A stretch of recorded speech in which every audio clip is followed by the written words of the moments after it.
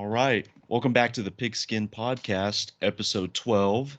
This is a winner's episode because it's episode 12. We had a really awesome number 12 play really good this week or this weekend. Since you were at the game, you know.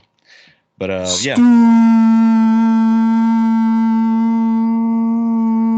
Scoops. don't forget SEC, SEC, SEC. I just had to do it, man. That SEC chant was fucking electric, dude. Oh Yeah, my I god. bet. I bet. Yeah, on today's episode, though, we got football of all sorts. We had tight ones, we had blowouts, and best of all, Oklahoma beat West Virginia, which we'll talk about. Um, week 11 of college football in the books, as well as week 10 of the NFL. We're recording live on this fine Monday, November 11th, 2023. During the Bills and Broncos game, we'll probably talk about that next November episode. 13th. Yeah, November 13th. Do you remember what day it is? Monday. What did I say? It's the 11th. Oh, 11/13/2023 is what I meant to say. Dipshit. No, I'm Yeah. just kidding. But yeah, football of all sorts. Interesting weekend. Fun matchups with college football and the NFL all together. You actually went to the OU game, but it was a lot of Yes. fun. There was about 83,000 people there. I got to watch it on YouTube TV. Real quick ad. They're not a sponsor, but I love watching YouTube TV and using it for college football, whether I'm watching Maction on Tuesdays or I'm watching College Game Day on Saturdays. YouTube TV allows me to watch every college football game. You can join live and just watch one game, or you could use the multi-view function to watch 4 games at once. You can Very also jealous. I have Hulu and I do not have the multi-view. yeah, I love using YouTube TV. I think it's worth a subscription. You can view in-game stats if you're a real sicko like myself. It's pretty cool. But yeah, YouTube TV, the premier experience for watching college football. Okay. Just practicing for when we have the ads, huh? Well, I mean, I Anyway. love using YouTube TV though for watching college football. You can watch some of the NFL games, but you have Sunday tickets, so and I have Red Zone. But okay, interesting matchups. We had Ole Miss and Georgia, Michigan and Penn State. The one that we're going to be talking about the most was Oklahoma and West Virginia. That was fun. That was a lot of fun. So we definitely need to get into that. There was a few other games as well that we might touch on. We're going to talk about our hot spot and dead zone. And then we're going to kick off to week 10 of the NFL. And then we'll conclude the podcast with our football guy of the week. So think about that while we're doing the podcast. Okay, so where do you want to start? Do you want to start with Oklahoma, West Virginia, or do you want to kick it off with the first big game of the week, Michigan and Penn State? Let's go ahead. We'll build up to Oklahoma, West Virginia. Let's work on Michigan, Penn State. I'll go ahead and I'll say this.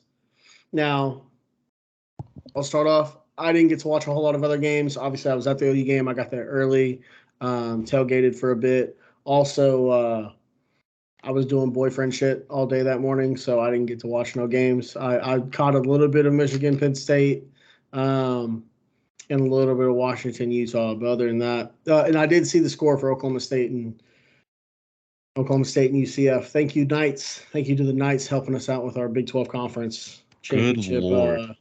That shit was insane. But yeah, no, Michigan, Penn State. I think the box score does not do justice to how much Michigan truly dominated this game. I agree. Like, They didn't throw a forward pass in the second half. No, I think they ran it 32 straight times. Mhm.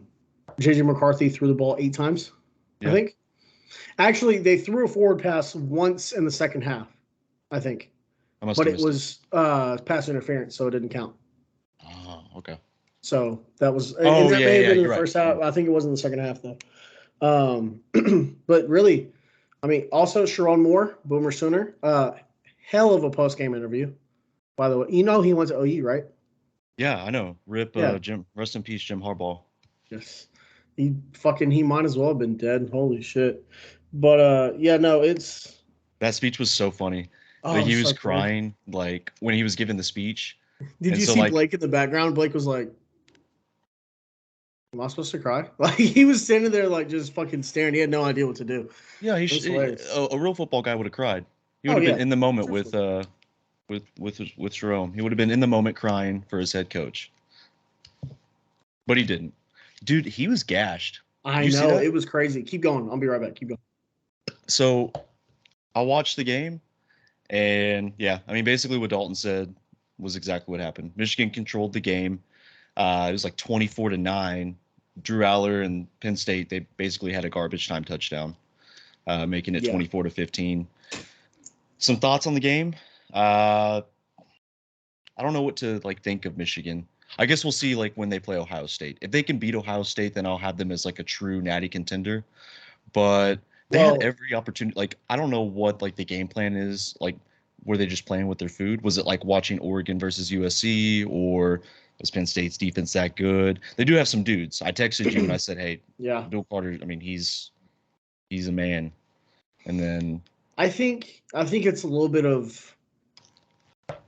I think it's more so Penn State's defense is that good because they are.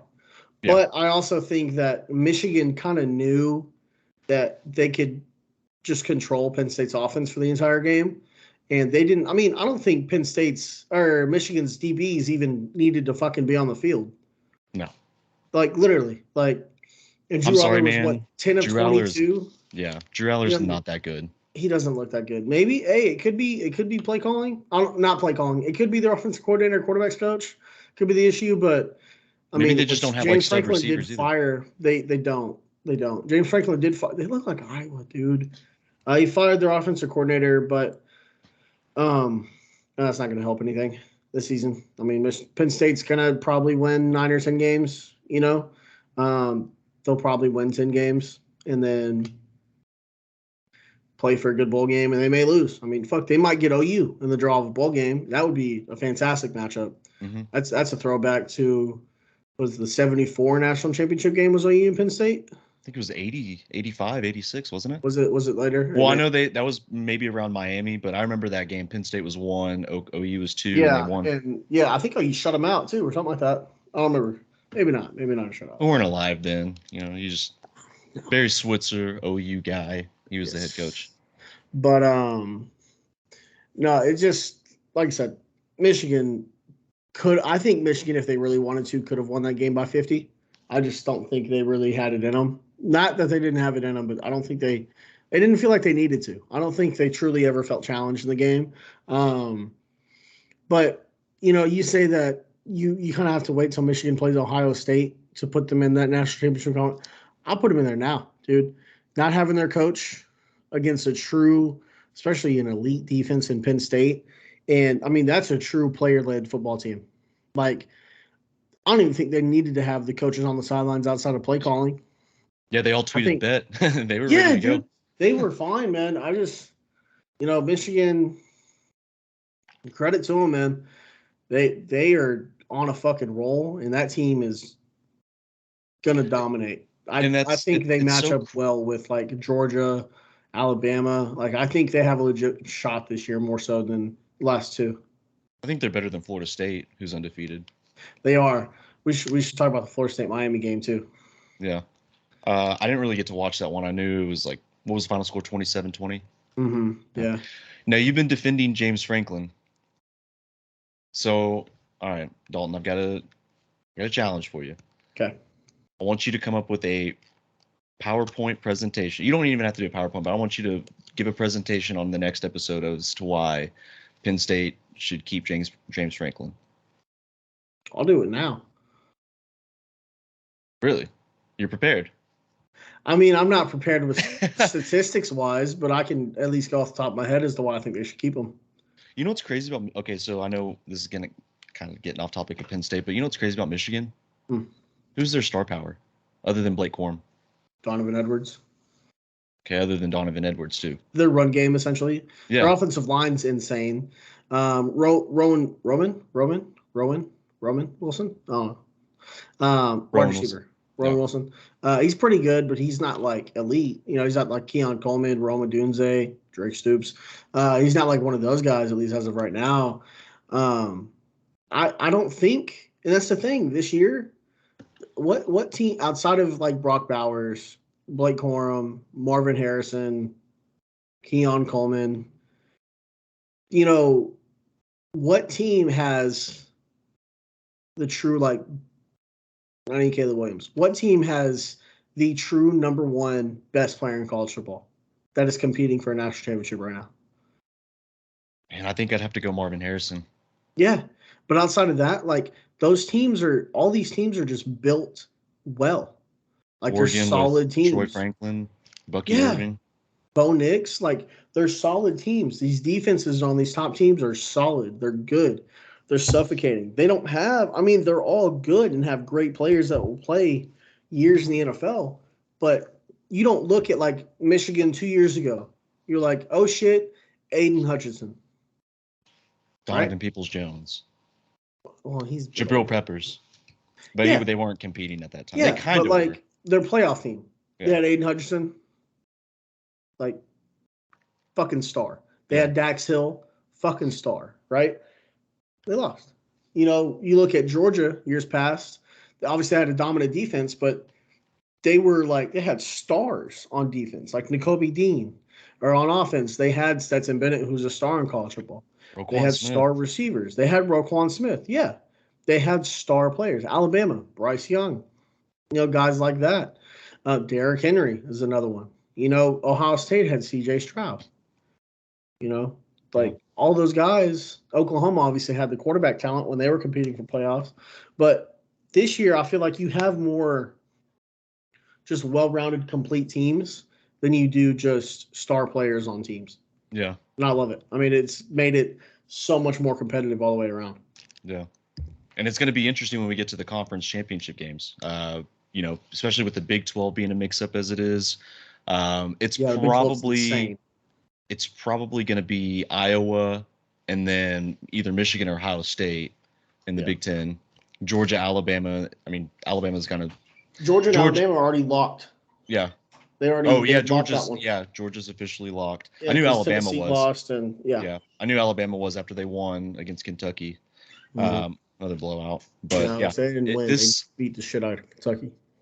I like doing this. I want to do another. So next episode we'd have to do another, like, who we think are top 4 and who should be in the playoffs. Okay. I know that's not going to be official until, you know, the last week of the season. I'm also going to turn on the Bills-Broncos game. I'll mute it, but I kind of want to watch it a little bit. Okay. But yeah, no, I mean, things are getting interesting.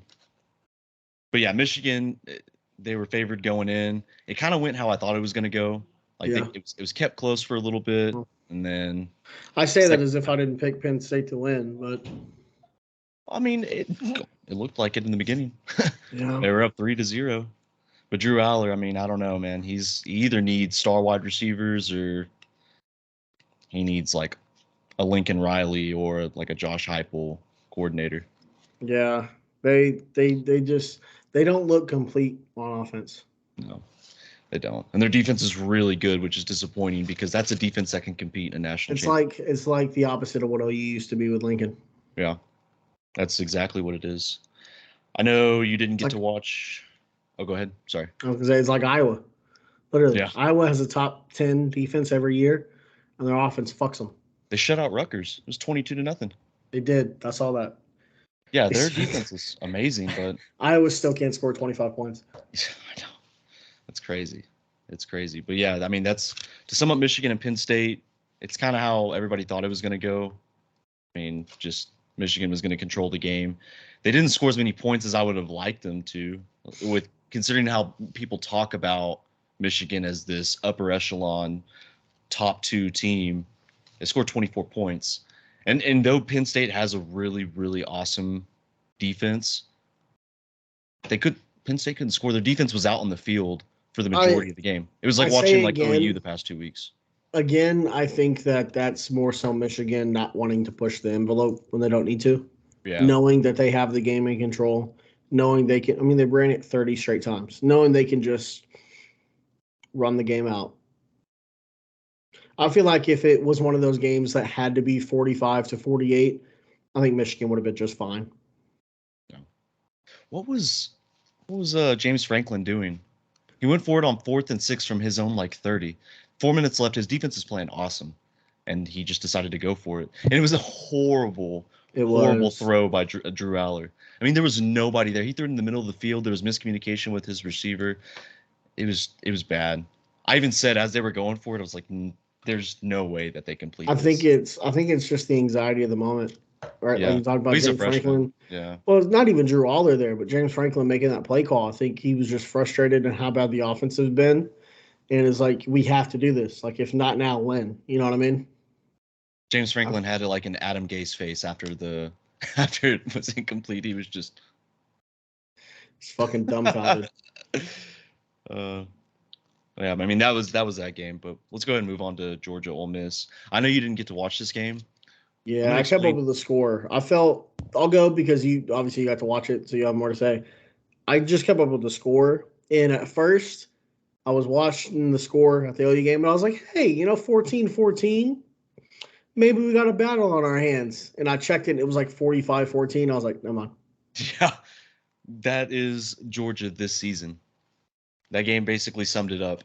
It was Judkins scored a touchdown, Ole Miss up early, Georgia answers, and then Georgia scores another touchdown. It's 14-7, and then Ole Miss answers.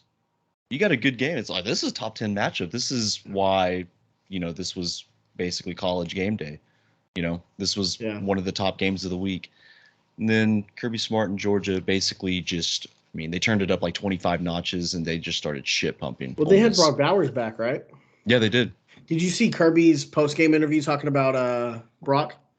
Mm-mm. So apparently, over since his injury, there were a bunch of people that were in Brock's ear, like, "Hey, like you don't need to go back and play. Just sit the rest of the season out, get ready for the draft. You don't want to ruin that." And apparently, Brock came and was talking to Kirby and was like, that shit kind of pissed me off. Like Yeah, they he's a think I'd football do guy. that, and he was like, if anything, it made me want to play more. And so, Yeah, he's a football guy. I'd want yeah. him to play more. Oh, dude, football's so Well, much better when Brock Bowers is playing. that and their odds, like, they're favored to win the national championship at this point. If you have any other team over Georgia right now, you're crazy, in my opinion. You could say, if you're an Ohio State fan, we match up well. No, you don't have CJ Stroud anymore. If you had Yeah, CJ Stroud with this team, maybe. But no, Georgia, the only team that's built to beat Georgia right now is probably Bama. I would agree.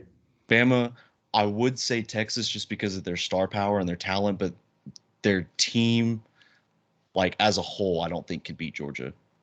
Like they've got the players and the talent to do it, but Bama's like really the only team right now.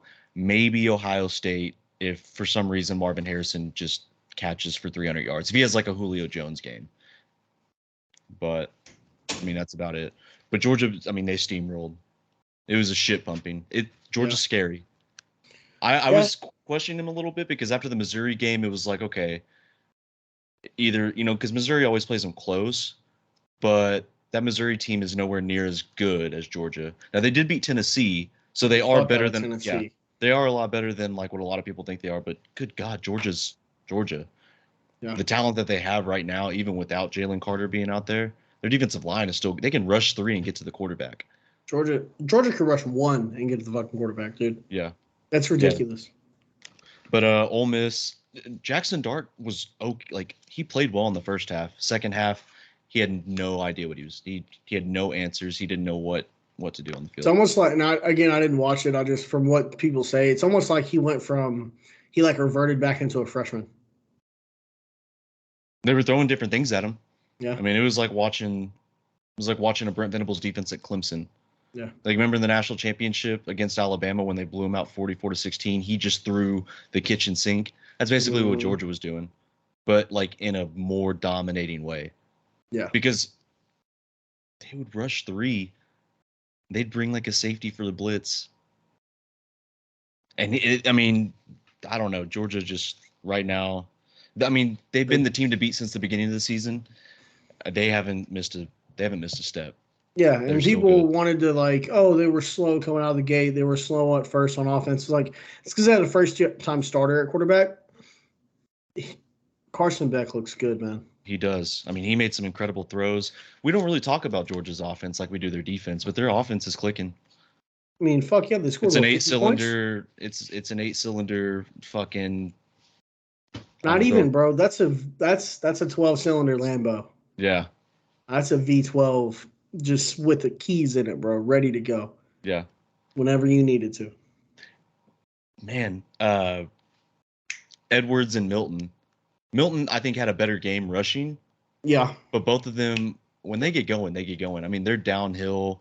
You remember like how we complained about Oklahoma's running game in the beginning of the season? Like they couldn't find the open gap. They weren't making guys miss. They can do that. I don't know where Georgia finds their running backs. I was watching the game and I was like, where's Kenny McIntosh? I totally forgot that he's like not there anymore. Or maybe, I don't know. I haven't really kept up with Georgia too much, but he's a fantastic running back. Lad McConkey, great wide receiver. No, you're good, man. I'm kind of hungry. I wish I would have gotten something to eat, but I'm gonna power through it. It's grit time. It is grit time. You know what time it is? Oh yeah, final score 52-17 on that game. I know where you're going, and I'm right there with you. I'm gonna 52-20. 59-20. 59? Yeah. I was there. I forgot we did score again. Because that was after that was when they were running it up so they could get DG the record. 59-20. Yeah. Let's so context. We're talking about Oklahoma versus West Virginia. We're excited to talk about this game. Oklahoma won. Finally. You were at the game. I bet you had a lot of fun. I went to the SMU game. Not as much fun until they, covered. But it's a great atmosphere. I love the thing that they do when they turn out the lights. Yeah, that shit's so fun, dude. Yeah. Look, I'll say this. Walk me through it. So there's a lot of shit talk that goes around from fans of other teams in the Big 12 that have come to OU, and they're like, oh, it's not that good of an environment. OU's a trash-ass, blue-blood environment. Okay. We're not going to stack up to the Big House when you can get 120,000 people in there, or Penn State's whiteout, okay? Or even LSU Death Valley. Like, there's some things you don't match. That was maybe now I've been to near like 30 OU football games in my life. That was the best environment I've ever been to. Outside of OU Texas, because that's just its own thing, that was the best environment of a game I've ever been to. And it sounded loud. It sounded very loud. I was watching it back on the TV copy before we started recording. It doesn't even do it justice. Dude. It was so loud. I could barely speak the rest of Saturday night and all day yesterday. I kept losing my voice. But now I will say. You had everything. You had ass whooping. You had SEC chants. You had Big 12 reps still being Big 12 reps. Or Big 12 bitches. I will say, before we really get into breaking down the game, my favorite play was after. Now, apparently, from reports, Drake only had the wind knocked out of him. That's why he was laying on the field for that length of time. Wasn't a head thing. He was fine. Just got the wind knocked out of him like he couldn't breathe, right? Got hit pretty fucking hard. Clean shot, by the way. Was it when he caught the ball in between three defenders? The third touchdown. Yeah. He got smacked by 12. That PAT, when McCade went straight for the fucking dude that hit him. Football guy. Oh, my God, dude. McCade. But my favorite part about that whole thing, McCade was, and this is according to Gabe Eichert, who does the radio, the sideline stuff. McCade was pissed at himself for getting kicked out because he thought he was going to be suspended for the first half of next week's game. It's not a targeting, so he gets to play. It was unsportsmanlike conduct. If he gets the third one, then he's suspended a full game. But 2, he just suspended for the remainder of that game. As McCade is leaving the field, you know he gets a fist bump from? Say it. President Harris.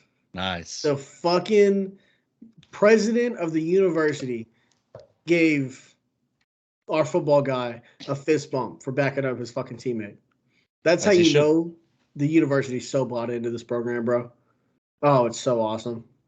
It's so fucking awesome. How did it even lead up to so before we break down the game and everything, he's standing over Stoops after the hit.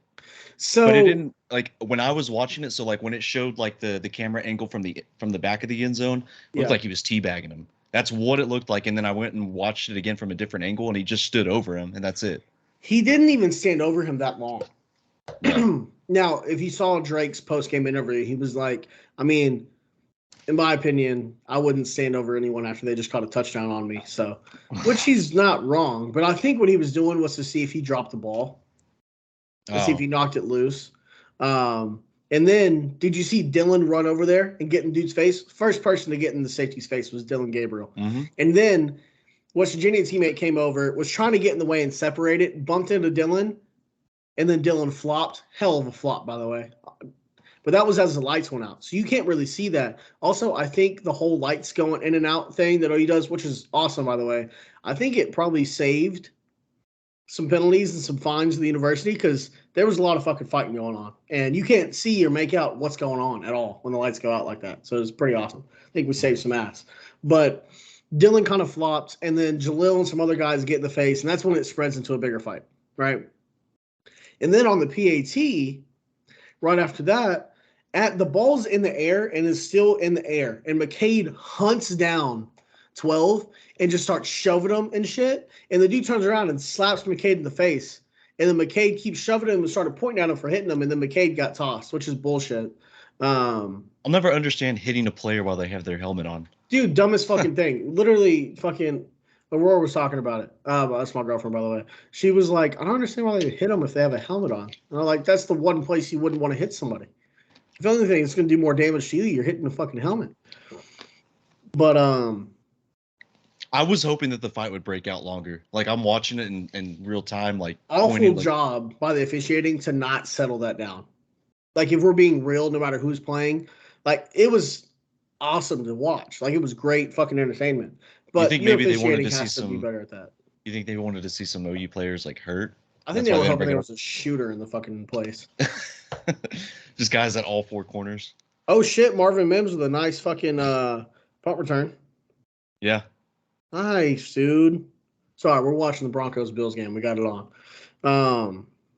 We'll tell you what, you were at the game. You got the stats. I'm sure you have a lot to talk about. I do. So as far as like, you probably, like I said, like I mentioned earlier, you have a lot more than I do. From what I watched, just a complete performance from both sides of the ball. Now, there was some mistakes, obviously. Like when you play 4 quarters, you're going to give up penalties. You're going to give up some long, explosive plays. We were in Fort Worth, and we were eating when the game started. And when West Virginia drove down the field and scored on the first touchdown, both Jareds looked at me, and they kind of like grinned because they wanted to see my reaction. And the whole time I'm looking at the TV, like, this is how it happened last week. Like, Oklahoma's defense is going to tighten up. They're going to have a better performance. They didn't want to believe that, though. They were waiting for me to like scream and yell. Wasn't going to do it. I knew they were going to tighten up. Danny was playing a new position. That is true. By the way, I got a note in here. Danny and Kip, best fucking linebacking duo it looks like in college football. They're insane, dude. They're fucking insane. But the first drive as a defense was the hardest one to stop. Because that's when teams that you've seen film, you watch film, you practice, you haven't seen them yet. First 15 plays are always scripted. Yes, exactly. It's to do one thing and to score points and to give yourself the momentum. And credit West Virginia, ran a hell of a first drive. Very balanced. They gave us run, they gave us pass, gave us everything. And then was it C.J. Donaldson or whatever? Big dude, man. He had some collisions with Danny. No. It was a big dude, man. He runs well. Ran right over his guard and was wide open in the end zone. But no, the defense certainly.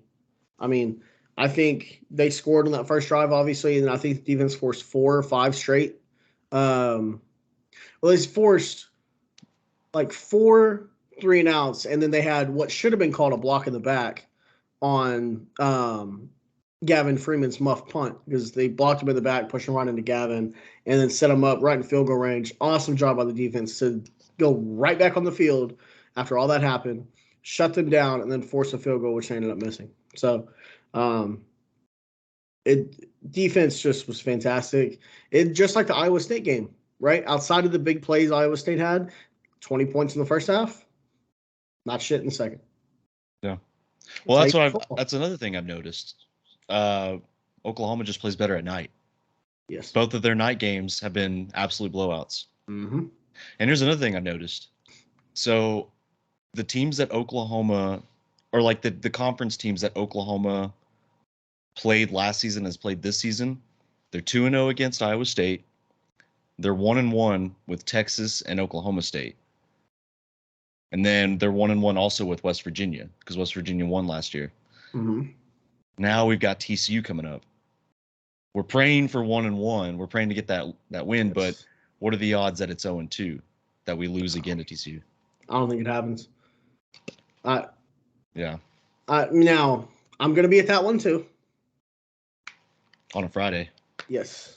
On a Friday, I lied about what I needed to be off from work for, so I got off work for that one and got that day off. But which I'm super excited to be at that game. It's gonna be fucking fantastic. It's gonna be another great environment. It'll be senior day because it's at 11 a.m. So it'll be the final Big 12 game, final regular season Big 12 game, potentially the final Big 12 game, depending on how the conference race shakes out. But that one's gonna be fun.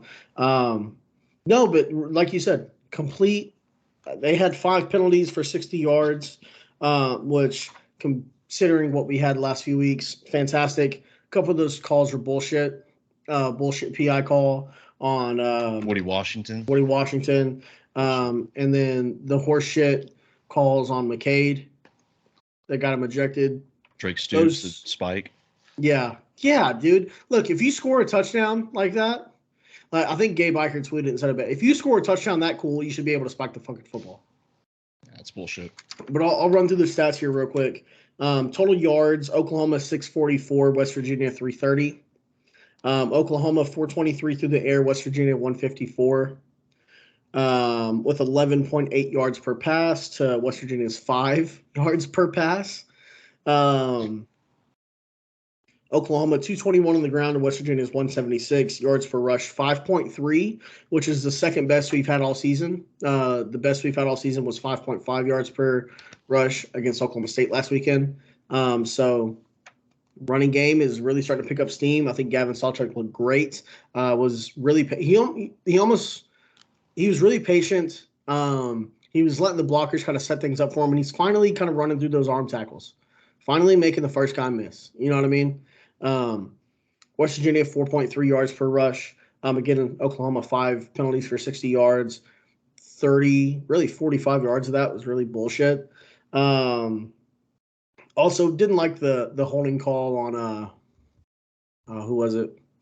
There was a holding call, I think maybe on Walter Route. I don't remember. That was kind of bullshit. West Virginia 2 penalties, 20 yards. What are you going to expect? West Virginia, or the Big 12 refs are always against Oklahoma at this point. Oklahoma winning the turnover battle again. The one turnover was the bullshit block in the back, no call, muff punt for Gavin Freeman. So really no turnovers on the offense. No takeaways, I should say. That's a turnover, not a takeaway, I think. West Virginia threw the 2 picks. One to Reggie Pearson. Cool to see him get a pick on a beautiful defense from Woody Washington to come across, cut it off, and swat the ball in the air. Actually, it was Billy Bowman. Oh, fuck, it was Billy Bowman. My bad. It was Billy Bowman. I texted you right after that. You did text me right after that. It was Billy Bowman. Also, the kid from Mustang, Jacoby Johnson, getting a pick to seal the game there at the end. That was pretty cool to see. I love to see the in-state guys do cool shit like that. Oklahoma only lost the time of possession by 1 minute and 2 seconds, or 4 seconds. Yeah, 1 minute and 4. Yes. West Virginia had 30 minutes and 32 seconds of total time of possession. Oklahoma 29 minutes and 28 seconds, which is fairly fantastic with the fact as fast as Oklahoma scores and with the turnovers and stuff. With West Virginia being top 10 in time of possession. Yeah, exactly. They really shut them down. So just a complete fucking game all around. Defense looked fantastic. Like I said, we'll go over the defensive stats. No sacks, which kind of sucks, but really West Virginia wasn't put in a spot to really be able to drop back and throw. A lot of the stuff they did was quick, or Garrett Green would start running around. It was a lot of like runs for him, just running the ball. It's what they do the most. But Oklahoma really made one of the best offensive lines in college football look pretty mediocre. Like they really worked them really well. 8 tackles for loss, the 2 interceptions I talked about, but it seemed like everybody was in there making plays. Another goal line stand. I think we're the best fucking. We might as well just start giving the teams the ball at the 1 yard line at this point on Yeah, every fucking drive. I texted you right as it was so they shut him down on second down, it was 3rd and goal. And I texted you and I was like, yeah, I mean, I'm not even worried. We're gonna stop him. You know And how they many did. times? You know how many times I've been scared shitless for teams to get across the 50, and now they get to the 1 yard line. I'm like, fine, we got this. Yeah.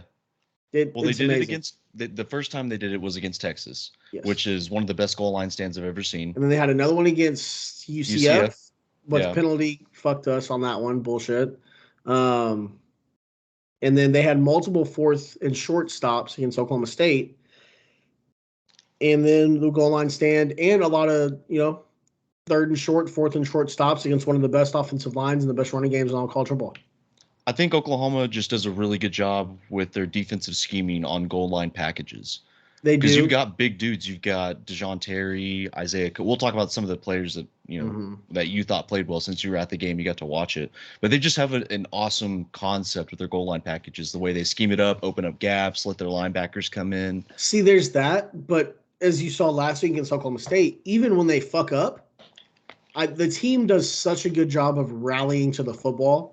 You never see one person making a tackle. That's my favorite part about this. Before you'd see like 1-2 people missing a tackle, getting tackles broken. You never see one person taking someone to the ground. No. One person will make contact, and then you'll see 2, 3, 4 guys come in. And like you see, the fourth and goal that they had, he got hit by, I forget who he got hit by. I was getting fucking drinks at the time. God, I forget. Dude, I paid $12 for 1 can of beer. Yeah, I know the beers are expensive. Fucking ridiculous. Yeah. Fire though. Beer number fucking like 15 of the day. Anyways, oh my God, Russell Wilson. Yeah, I just saw that. Fucking damn it, that threw me off. It was incomplete. Yeah.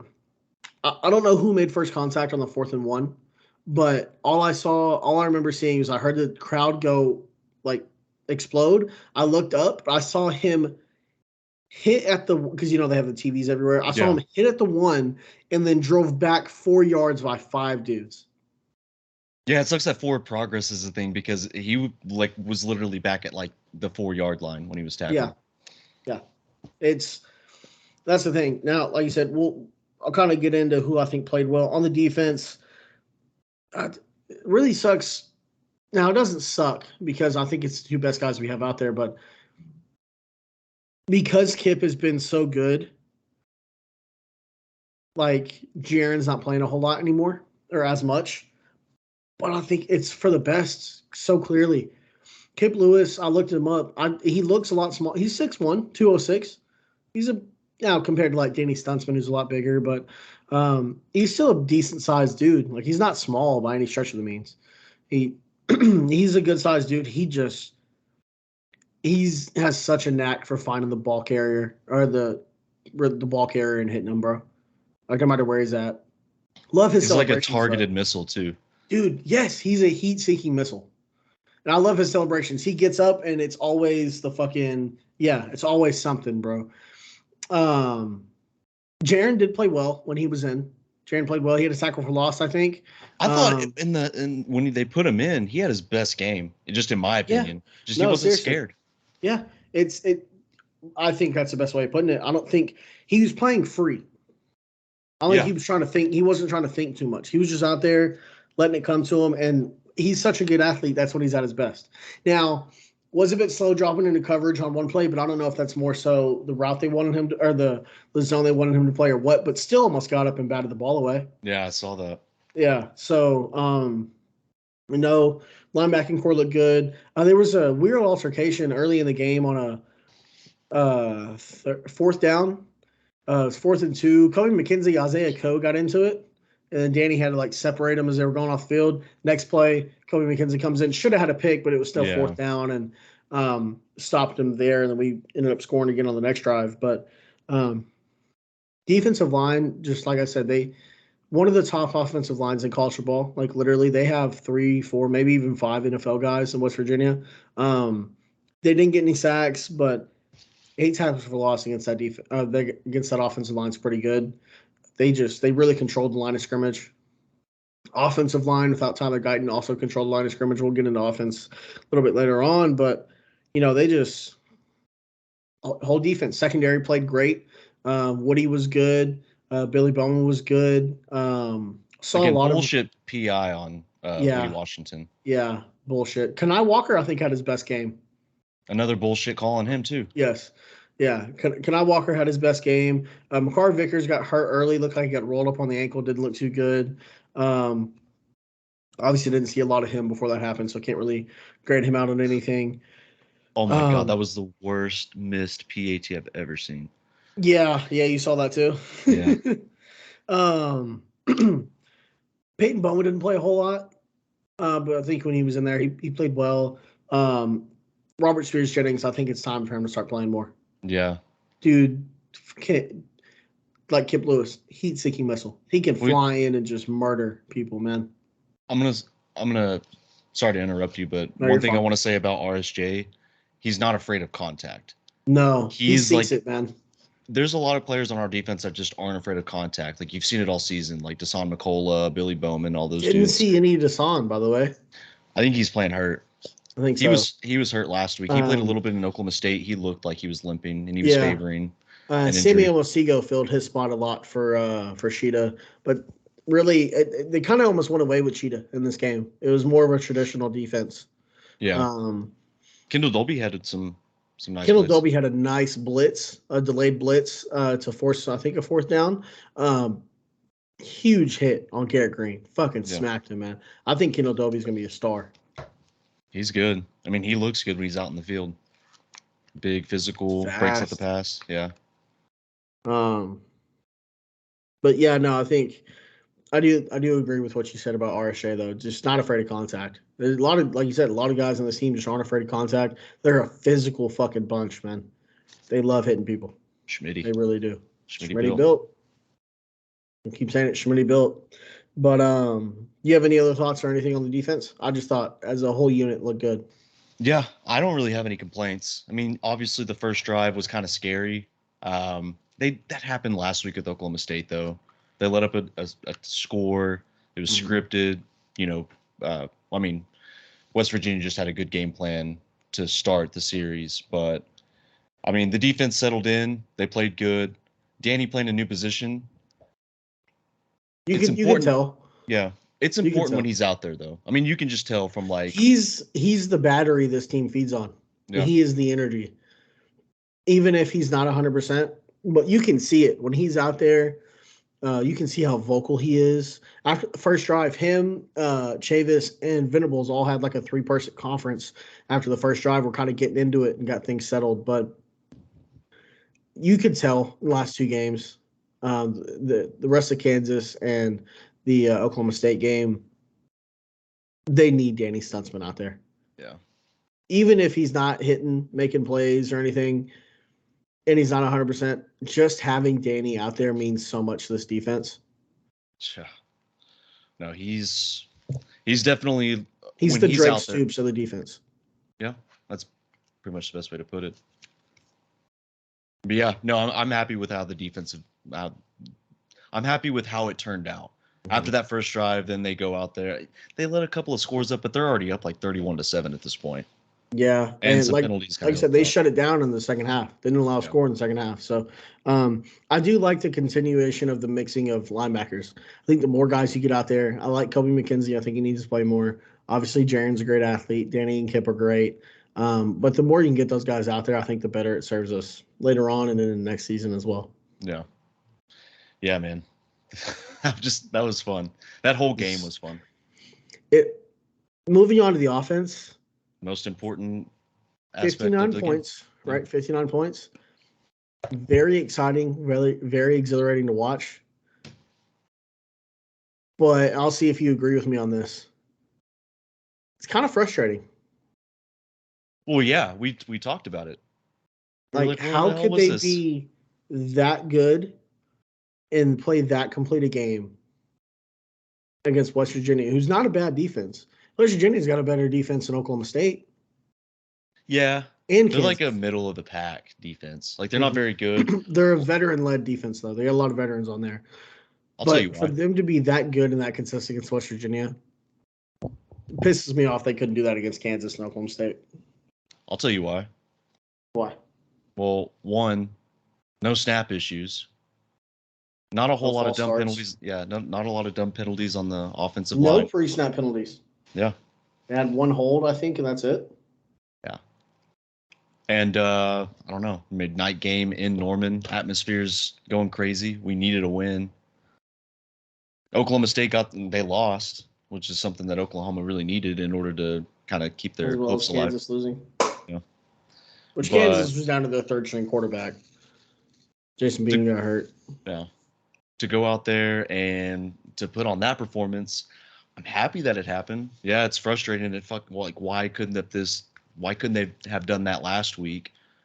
You know, or even like against Kansas. Like, yeah, they scored 32 points against Kansas, but like there were times where we needed the offense to score because the defense couldn't keep up and they couldn't. Yeah. But yeah, I mean, you want to read off the stats again on offense? Yeah. So I'll go over the team stats again on offense. 644 total yards, 423 through the air, and 221 on the ground.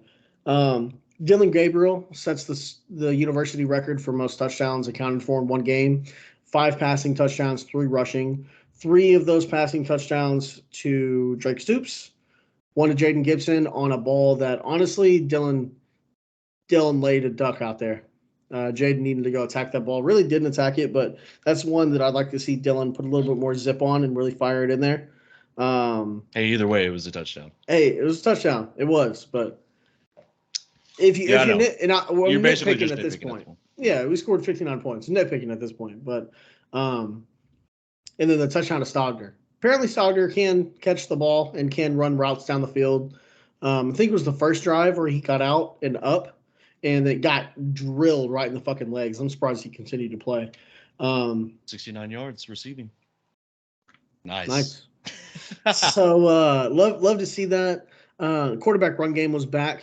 Finally letting Drake run the ball again. 11 carries, 50 yards for 3 touchdowns. Just an all-around great game from Dylan. He started kind of shaky, maybe like a B minus, a B through the air in terms of like his accuracy, but he scored 8 touchdowns. It's fine. Gavin Sawchuk, I think he's running back 1 now. I love Talby Walker. Been banged up lately. I think Gavin, now that he's starting to get a rhythm in the offense and is starting to figure things out, I think he's the best running back we have on the team. 22 carries, 135 yards, 6.1 yards per carry. And low-key, 2 of those touchdowns that DG had were vultures, or red zone or goal line vultures from Gavin, especially on the first drive. Gavin gets out there, makes a couple guys miss, and gets tripped up right at the 1. And the one with Nick Anderson where he should have run in. Yeah, that one as well, where Nick Anderson should have been in. I don't know what West Virginia's goal was there, but how do you not have someone run it up the seam with the best receiver on the team? One of them. It is what it is. Gavin looked good though, real patient.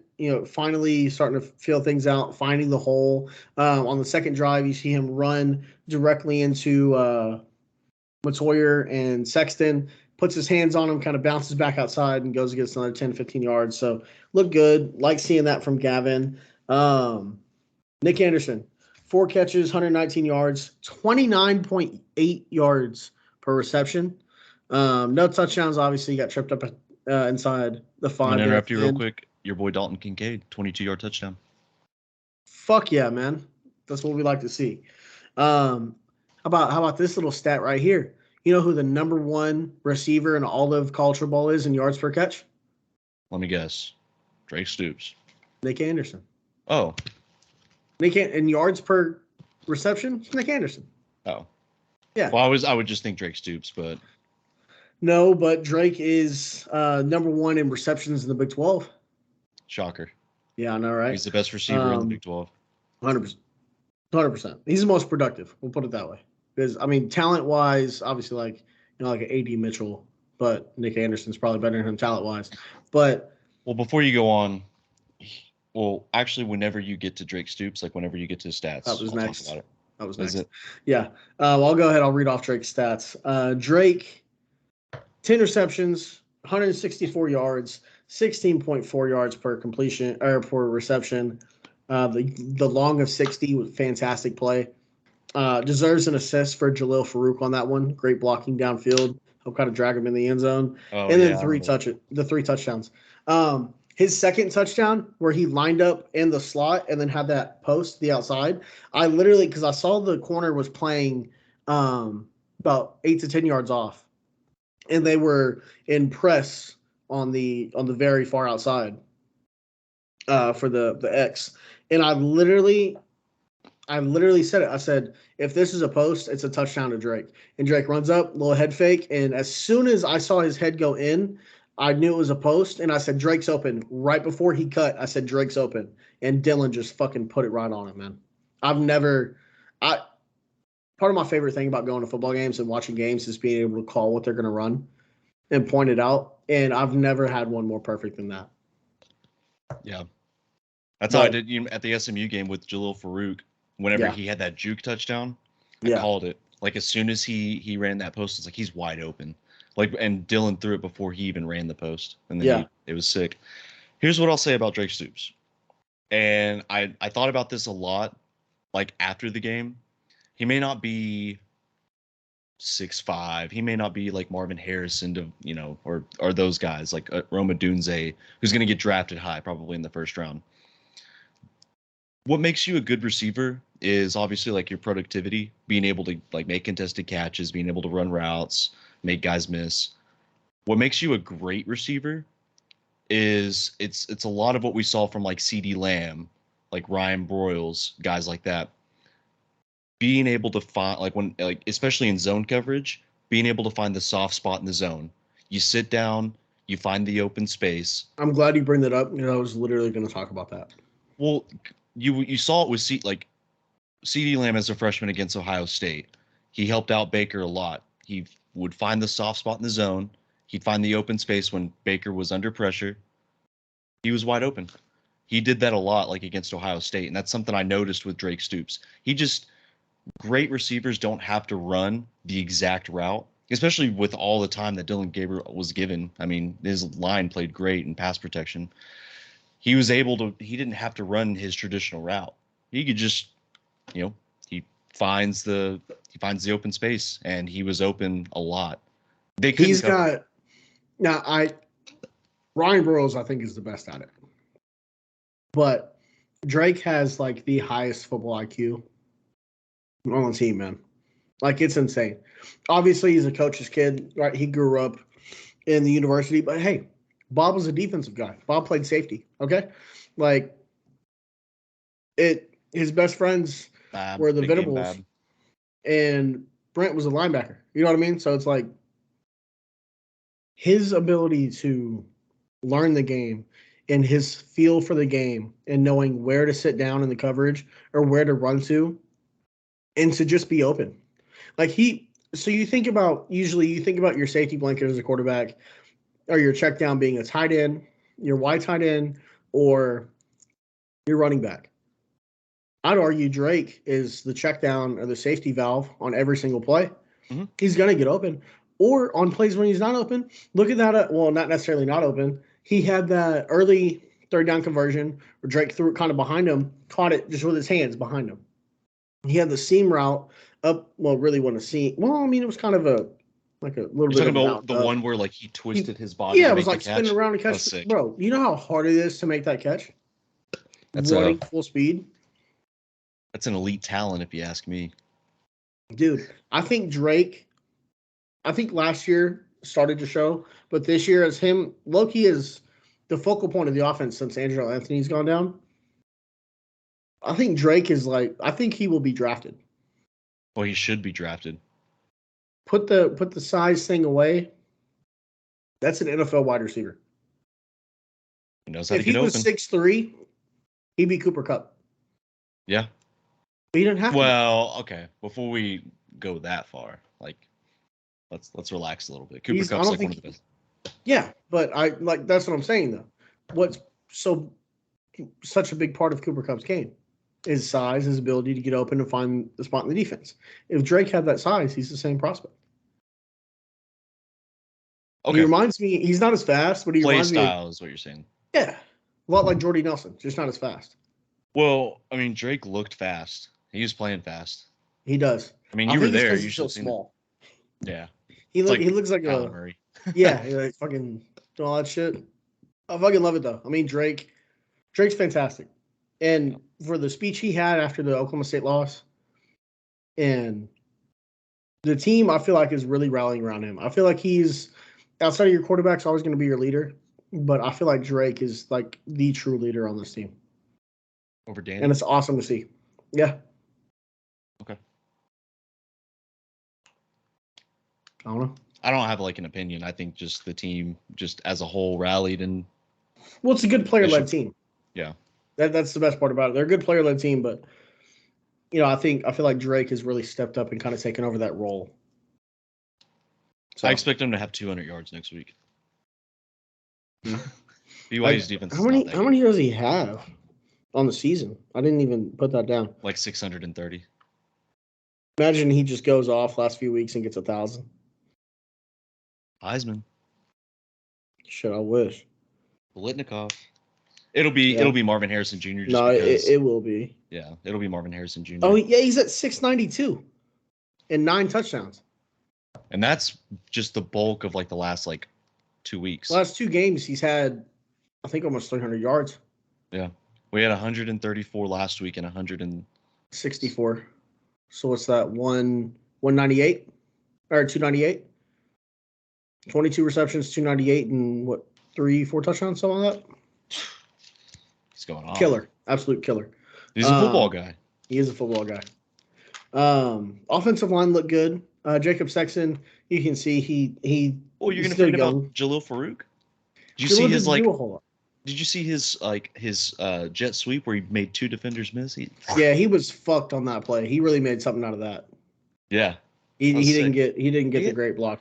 He had a couple of catches. Yeah, but he wasn't very unselfish play from him. I'll say that. But Jalil was out there. He played well. He played really well. He blocked well. The ball just seemed to find Stogner, Drake, and Nick more than anybody else. So. Well, Jalil did the dirty work, and I can appreciate that. Oh yeah, 100%. It's like a fullback. Fullbacks don't get the appreciation that they should. I think our new best play is fucking that split zone quarterback draw. Throwing touchdowns. Did you notice that motion split zone quarterback draw we were running? Where 2 of Dylan's touchdowns that same play. Stogner would come in motion across the backside of the offensive line. They'd snap it. The offense would then move the opposite way of Stogner's motion. He would kill whatever backside defender was coming, and Dylan would just follow the gap. Oh, yeah. It's like a split draw. It's like a split zone, but they don't hand it off. They just keep it with the quarterback. They did that a few times. That's what I'm saying. But on 2 of his touchdowns was that play. They need to run it more. Yeah, it's fantastic play. But offensive line. Walter looked good. Caden looked good. Rame, maybe his best game. He looked good. Matoria looked really good. When he went out, Savion Byrd didn't play bad. Played pretty well. Oh, he came in? The time he was in there. Yep. He came in at right guard. Played well for the little bit of time that he was in after McCade went out. And then Jacob Sexton being thrust into that kind of last minute. Played pretty well. Obviously gave up the sack. That number 91 for West Virginia is a fucking dude, bro. That defensive lineman they got, he just not even straight on him. He put 2 hands right into Jacob's chest and then went and got Dylan. You talking about the guy that looks like the fucking huge, looks like an anime character? Yes, bro. I saw him. I was like, what the? That's a man, bro. They shaved down a Sasquatch for that motherfucker, bro. He's huge. They should be playing at Ohio State or something. Yeah, man. But they battled. They just played really well. Run game was really great. They were creating holes. They were creating space. Which begs the question: is the offense better without Tyler Guyton? No. You're no fun. I'm not. This is what we do on this podcast. We're supposed to create controversy. You're not doing that. Nope. Not at all. They scored But, 59 points. They did score 59 points. They scored 60 with Tyler Guyton in there. I'm just kidding. Jacob Sexton looked good. Jacob Sexton looked really good. Very excited for his future, too. He's going to be a long-term solution, I think, at tackle. Well, he blew out his knee, didn't he? Yeah. Yeah, he'll be fine. Yeah, it takes a while to come back from something like that, especially at his size. Yeah. It'll take him a while to come back from something like that. But literally, like I said, all around, I thought we got a lot of young guys in. A lot of young guys played really good, both sides of the ball, offense and defense. We got the legend Davis Bevel. He came in. Yes. Also, so on the season, after this game, do you know how many 20-plus yard carries Oklahoma has on the season, including this game? Well, I know they had like 8 before this game, like all together on the season. They had 6 before this game. They had 5 in this game. Damn. Yeah. Almost doubled 11 in one game. Yeah. Almost doubled it in one game. I mean, the pretty running bad. game is really starting to it is bad, but they're peaking at the right time, though, is what I'm trying to point out here. Well, they would have peaked against fucking Kansas. They were low-key. They ran the ball 19 straight times, and it was great. And then they started doing dumb shit, man. Yeah. I don't think they ran the ball pretty well against Oklahoma State too. Yeah, they had the most yards per carry all season. They had 5.5 as their average. A lot of it was that Sawchuk, like when you get 60 on one carry, yeah, it helps. But do you have anything else to say? I mean, there's really nothing else for me to say. It's just team was great. Altogether, most complete, complimentary game we've played all season. Yeah, it reminded me a lot of the Iowa State game. Just at night, good atmosphere. Maybe next season, schedule all your games at night. Shit, it was great. It was just nice to win one, but not just win one, but to like whoop ass. I can't imagine how you felt. Everybody like that I was friends with when I lived in Oklahoma was at the game too. Kind of makes me mad because the games I went to, nobody wanted to go. So, and that being said, fuck all you guys. I had fun when I went, except I went to the Baylor game last year and that was not fun. Oh, I forgot we lost the game. No. But really, I mean, hopefully they put together another game like that. BYU's not a good team. Revenge game for Sam Bradford. Yeah, you're right. Yes. Fuck BYU. We've also never beat BYU. 0-1. 0-2. Sorry, 0-2. It's 9-8 now. Yeah, I saw that. Great win. This is Let's do it again. Game. Also, this game's going to be at 10 a.m. Mountain Time against BYU. Yeah. But, yeah, they're just please go out and do this. Wasn't even a take care of business game. This was a fucking ass whooping. And I want them to go out and do it again. Yeah. And again.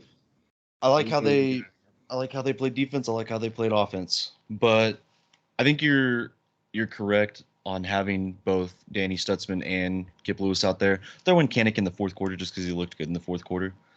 One thing I think a consistent rotation at linebacker is what's best, though. One thing I noticed, we put pressure on the QB. And we don't have any like stars on the interior line. Hopefully that changes. Yeah. But when we finally get that, then I think we'll be in better shape next season, especially going to the SEC. Denver field goal, by the way, 12-8. Oh, I guess I'm behind. Sorry. I'm watching on the NFL app. But, man, I hope we do that again. It was fun. Yeah. It's a lot more fun when we get to talk about, like, Oklahoma whipping ass rather than losing. Makes me a lot less stressed. Makes me able to sit through a Packers loss, too. Yeah. College football was fun this weekend. I got to watch Oregon and USC as well. Final score 36-27. A lot of people would be like, well, they played them pretty close. No, there was a play at the 10-yard line that like Oregon was set up to score. They ran a play. Bo Nix, he threw it to the running back who motioned out. Bucky Irvin threw it back to Bo Nix. USC stiffed it out, and it was a tackle for loss. Bo Nix gets up and starts laughing. Like, they were just throwing whatever because they knew they were going to dominate them. They knew if they had to, they could have scored at the drop of a hat. Yeah, Troy Franklin had just another amazing performance. Bo Nix threw for like 5,000 yards, 5,000 touchdowns. Uh, yeah, I mean that's basically what it was. Oregon just taking care of business Yeah. without There's even. there's a lot of. We had some close games. Washington Utah was close. It was a one score game. It was a fun game. Arizona had a walk off game winner against Colorado. Yeah. Uh, Let's talk about that Washington game real quick. How bad does that defender feel for dropping it at the 1 yard line? dude, that has to be the worst. You can ask the fucking dude from Utah a few years ago Yeah, against against Oregon. Oregon. Yeah. Yeah, that's got to be the worst feeling in the world, man. Just Especially as a defender, you hold on know to it. you're only going to get so many opportunities to score a touchdown. And not only do you shit the bed, you shit the bed like that, dog. Come on now. Well, they made up for it. They got a safety. That's fair. Yeah, back and forth. Final score 35-28. Utah I playing told better than you, I I thought. told you Utah had a much more powerful offense than people thought. You know, that's 30 plus points in 5 of the last 6. Only time they didn't do it's against Oregon, and Oregon's got a powerhouse defense. Yeah. Maybe not powerhouse. That's Ohio State, Michigan, Penn State level. By the way, like the 3 best defense in college football. By the way, those 3. Georgia's up there, powerhouse, obviously. But Bama's kind of starting to get up there. they are. Oh my God! Did Josh Allen just throw a pick? I He think he did. did. Yep. Wow, that's 3 Buffalo turnovers in the first half, man. All right, Ken Dorsey's on the hot seat. Yeah, So is McDermott. I don't know about McDermott. They love him too much at Buffalo. Maybe. Yeah. Maybe. But yeah, all those games. UCF. I mean, that wasn't even just like they didn't just destroy him. They bent him over and stuck a 10-foot pole in Mike Gundy's ass. They butt fucked him. They shit pumped him. Whatever you do, you have any words to describe that game? They fucked him like a mom on stepmom on Pornhub. Yeah, dude, it was like watching Brazzers After Dark, which is the only time you should watch it. But crack of dawn. yeah, as soon as you wake up in the morning, while you're waiting on your coffee to brew. That's what UCF did, I guess. That was I thought you said UCF matched up pretty well. Like last week, you were like, yeah, this is gonna be a lot closer than we think. Ollie Gordon had his worst game Yeah, what do you have, since like 25 yards? Yeah, since like the beginning of the season when they didn't run him that much. He had a fumble. It was 41. No, not 40. It was 14-0, like in the drop of a hat. I couldn't have done that shit last week. I don't know, man. You said John Rice Plumlee, he looked healthy. He threw the ball well. He dropped a couple of dimes. It's crazy when I'm right, huh? Fucking. Well, you didn't have him destroying him, but I didn't, but that was probably, I mean, that was worse than that was the most surprising game I've seen all season. Yeah. No, it was worse than Georgia Ole Miss. It was worse than Bama, Kentucky, worse than OU West Virginia. It was a complete ass whooping. Yeah. That's got to feel Oklahoma State bad. had no. If you're a Pokes fan, you're thinking, was our Super Bowl Oklahoma State? I mean, was our Super Bowl My Bama? stepmom was pissed, dude. Well, yeah, they should be pissed. Absolutely pissed. You control your destiny. You're in the Big 12 championship game, and then that happens. Alan Bowman looked like Alan Bowman. He looked like Nathan Peterman. It was bad. I love Nathan Peterman. He's on the Bears. Super Bowl incoming. We control our own destiny. Oh, is that so? Yeah. And then Texas TCU, I tried to make Texas it to, almost smoked that one, man. Yeah, I tried to make it to the Barstool pregame show. I didn't make it, unfortunately. Traffic, bad. Tough. Yeah. Get out of here! Can't you see I'm walking? Fucking walking over here. Yeah, but yeah, they were up.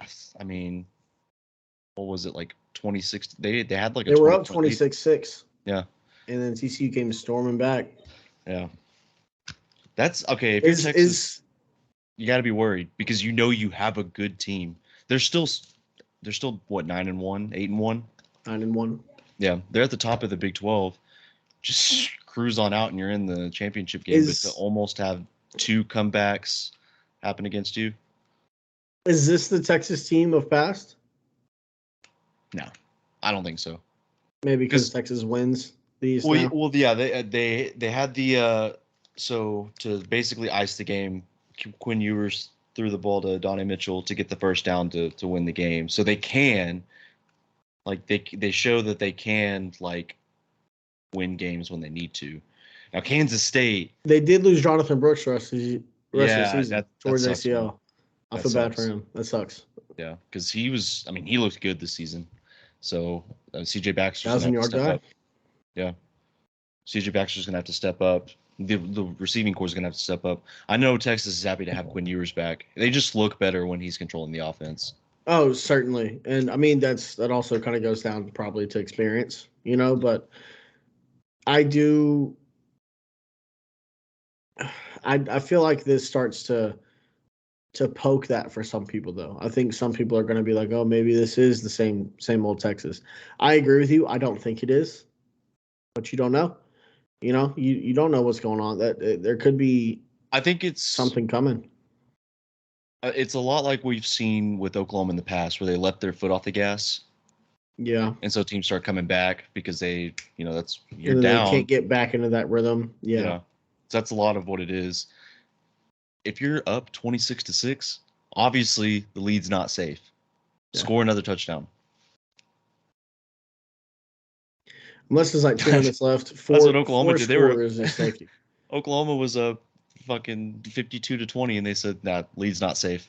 Dylan, go get your 8." And they kept running it with Dylan too. Yeah. I was low-key getting scared because he was getting hit. Yeah, I know. He needs to be healthy.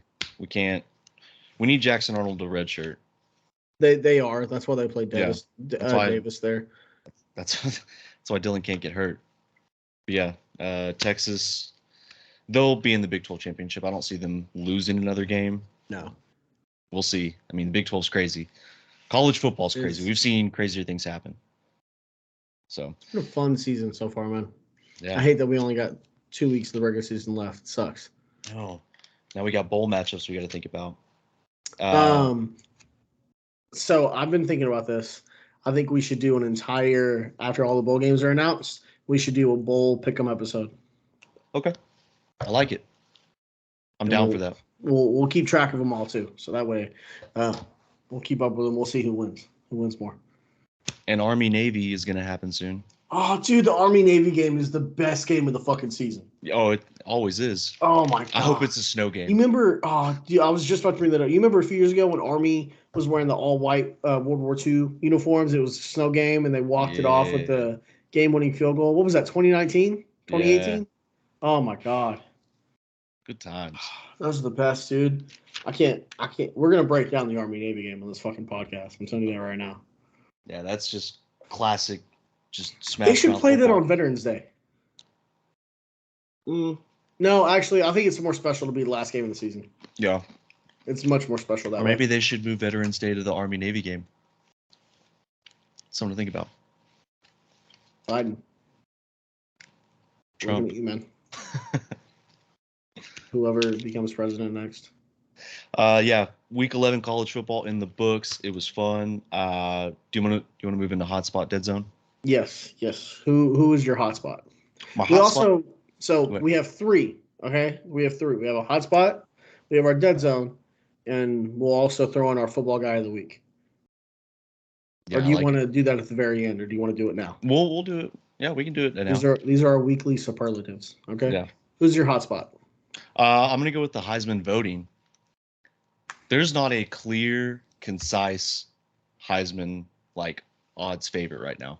I think the odds to win it are in favor of Michael Penix right now. Mm-hmm.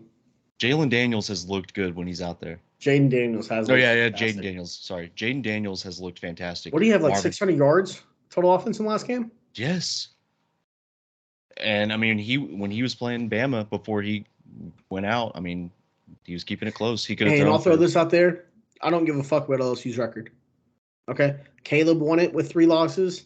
Lamar Jackson won it with 3 losses. There have been multiple people to do it and not have the best team in the country. You don't have to win every game to be considered for the Heisman. Exactly. But yeah, Michael Penix, Bo Nix, Jaden Daniels, Marvin Harrison. Mm-hmm.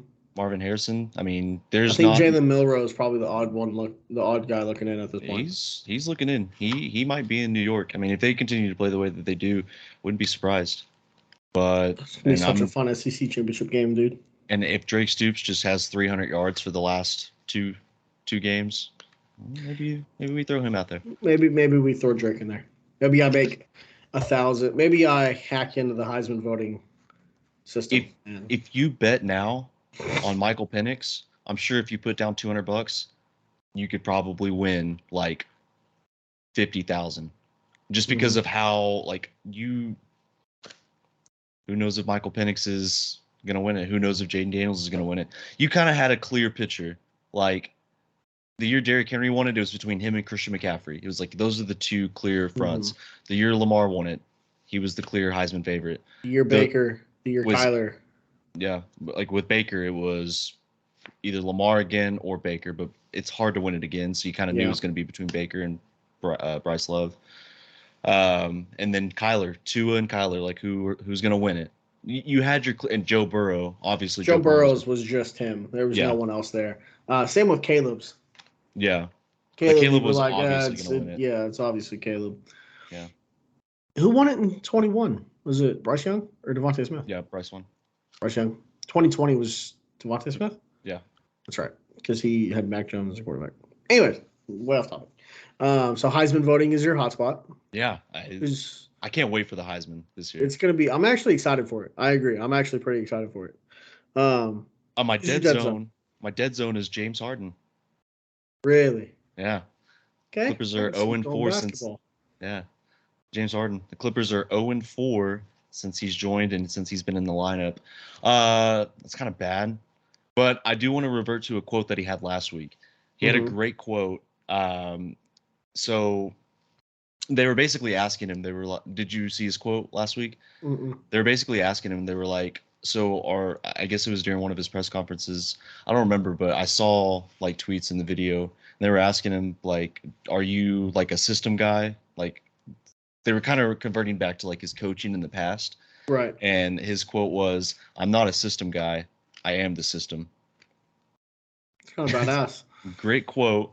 Shitty way of backing it up, but yeah. Oh, he's a great system. Yeah. He's a good system. He's consistent. I mean, it's, he's there. He's, gonna have a couple of misses. He's gonna throw some passes that are gonna confuse you, and then at the end of the season, he's gonna go home and get paid. Must be nice. Yeah. All right, and then so for my hotspot, I have the NFL as my hotspot. The most interesting week. The most games in one weekend with walk-off game-winning field goals in NFL history. I believe we had 5. We had Seattle. The Lions. Yeah. We had the Lions. We had the Texans. Yeah. We had the Browns. And then there was one other. Was it the Falcons, maybe? Or the Cardinals, I mean? I don't know if there's a walk-off. Was it? Yeah, it was the Cardinals. That's right. Also could have gone Kyler. First game back. Played pretty great. Looked like the Kyler of note. The Kyler we're used to. And he's just getting started. But yeah, it was a fun game with the Packers losing, and that obviously blew ass. But I'm used to it at this point. I want the better draft pick. With the Packers losing, fun to just turn on Red Zone and have all those games coming down to the wire. And then for my dead zone, we talked about it a few minutes ago. Oklahoma State. Yeah. I mean, you're coming off the hangover of Bedlam, and you just shit the bed, man. They look bad. Not a good look. Maybe Gus Malzahn should be. Hey, Gus Malzahn is due for one every year, where his team just comes up and just bites you, man. That was a shit performance for a Mike Gundy team. Oh, 100%. After winning Bedlam. It's such a Oklahoma State thing to do, though. Yeah. You remember in 2013 when we got our asses whipped by Bryce Petty and Baylor? And then like it was a home game. Like Baylor went to Oklahoma State, and that was like the big game of the week. And Oklahoma State just absolutely fucking shithoused them like 49-17. Yep. And then we had to go to Bedlam, and it was like, yeah, Oklahoma State's winning this easy. And then all the we ended up fans were winning. throwing snow at the fucking players, and Blake Bell ended up throwing the corner pass to Jalen Saunders, Yeah, and then having the run to. that I it's know. such Yeah. it's such an Oklahoma State thing to do. Like Oh, after you get like a big win, and then just to lose a game like that. Yeah. You remember Jalen Saunders' punt return in that game? Yeah. Oh my God. It was up 7-0, or they were up 7-0, and then Jalen Saunders got that punt return. Remember the goal line stand? Oh my God, dude. Yeah. We could So go on for days and days about this shit. yeah. It's not new for Oklahoma, but it's just more consistent. And then so who's your football guy of the week? I'm gonna go with Mr. Santillan IG account. Did you see the video of the guy that had his parlay? It was so for those of you who don't know, this gentleman had a QB wristband. You know where they have their QB plays? We had his parlays on his QB wristband while he was watching Red Zone. That's fucking awesome. Kind of an odd way to do that. I've never thought of that, but I might steal that. Hey, if you know, Connor Stallions can steal signs, I can steal that. Oh, certainly. My football guy of the week. Another thing we talked about earlier, Brock Bowers, man. To have that injury, people in his ear telling him he should stop playing football, and him to be like, the fuck? No, dude, I'm a football player. This is my team. We want to win a national championship. Just amazing for him to go out there and play the way that he did, and it's only going to help his name rise in the draft boards. Like, it's only going to do more good for him than anything else. So, I mean, he's just fantastic. Will be the first tight end off the board by a long shot. He's projected to be a top 5 pick. I mean, the Patriots are looking at him. I hope Chicago's looking at him, either him or Marvin Harrison. I hope Chicago's not looking. I hope Chicago, in their first pick, takes John Rice Plumlee. And then to back that up, and then he ends up being they take Alan Bowman. 5-time Super Bowl. You know, I'd fucking kill myself if that happened. Just ends up being fucking fantastic. Nah, but ends up being Tom Brady. Brock Bowers is going to have such a great NFL career, man.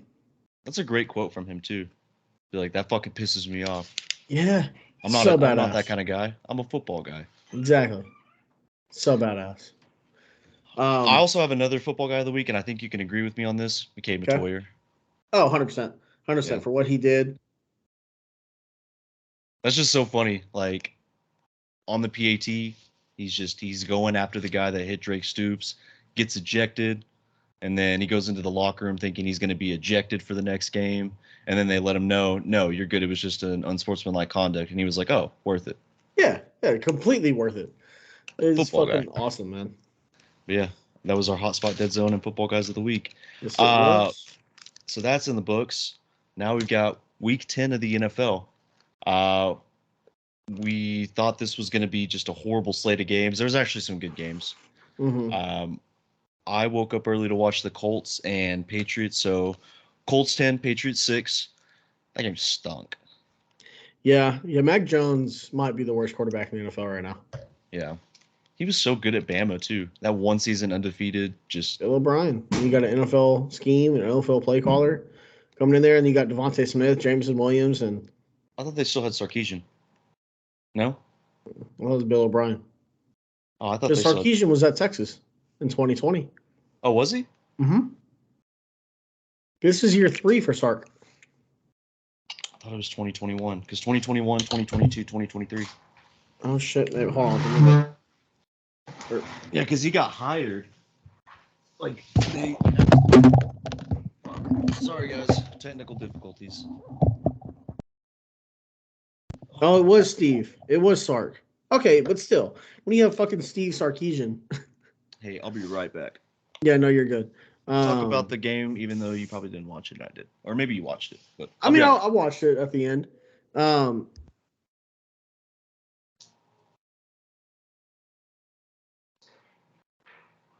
Yeah, no, I mean, just awful fucking football game.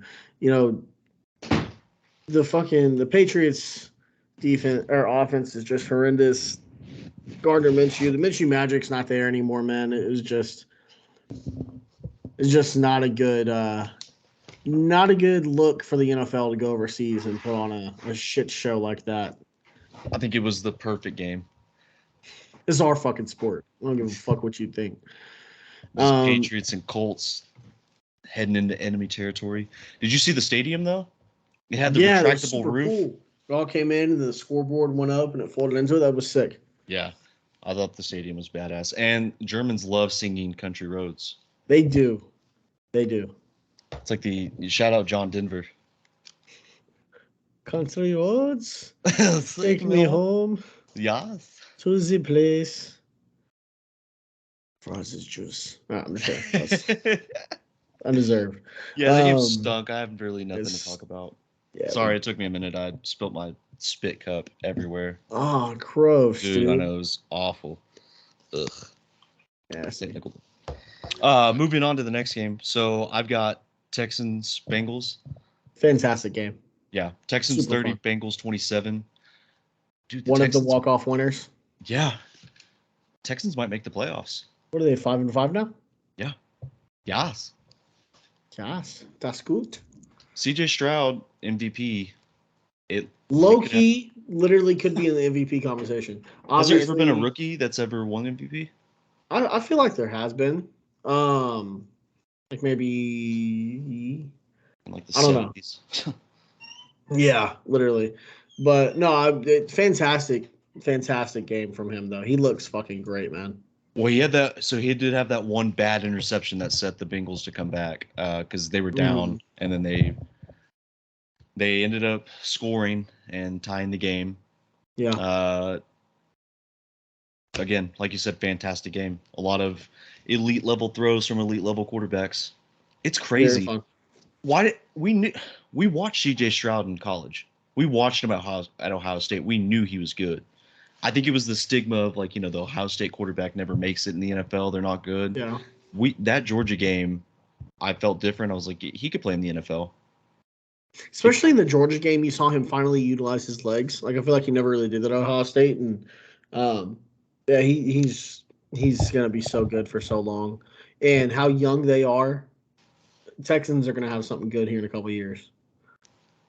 They might have it now. I can see them winning a playoff game.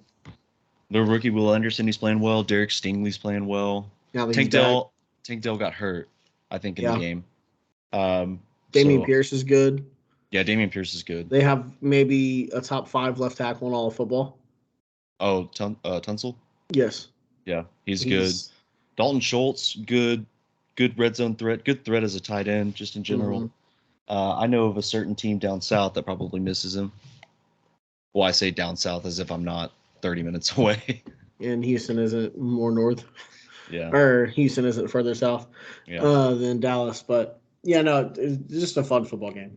And nothing more than I can say. Just a fun, entertaining football game. The next game we have here, Josh Dobbs 2-0. Yeah. Vikings, technically 1-0. He didn't get the start last week, but 2-0. Vikings have won, 6 straight now? 4 or 5 or 6 straight? 5 straight. They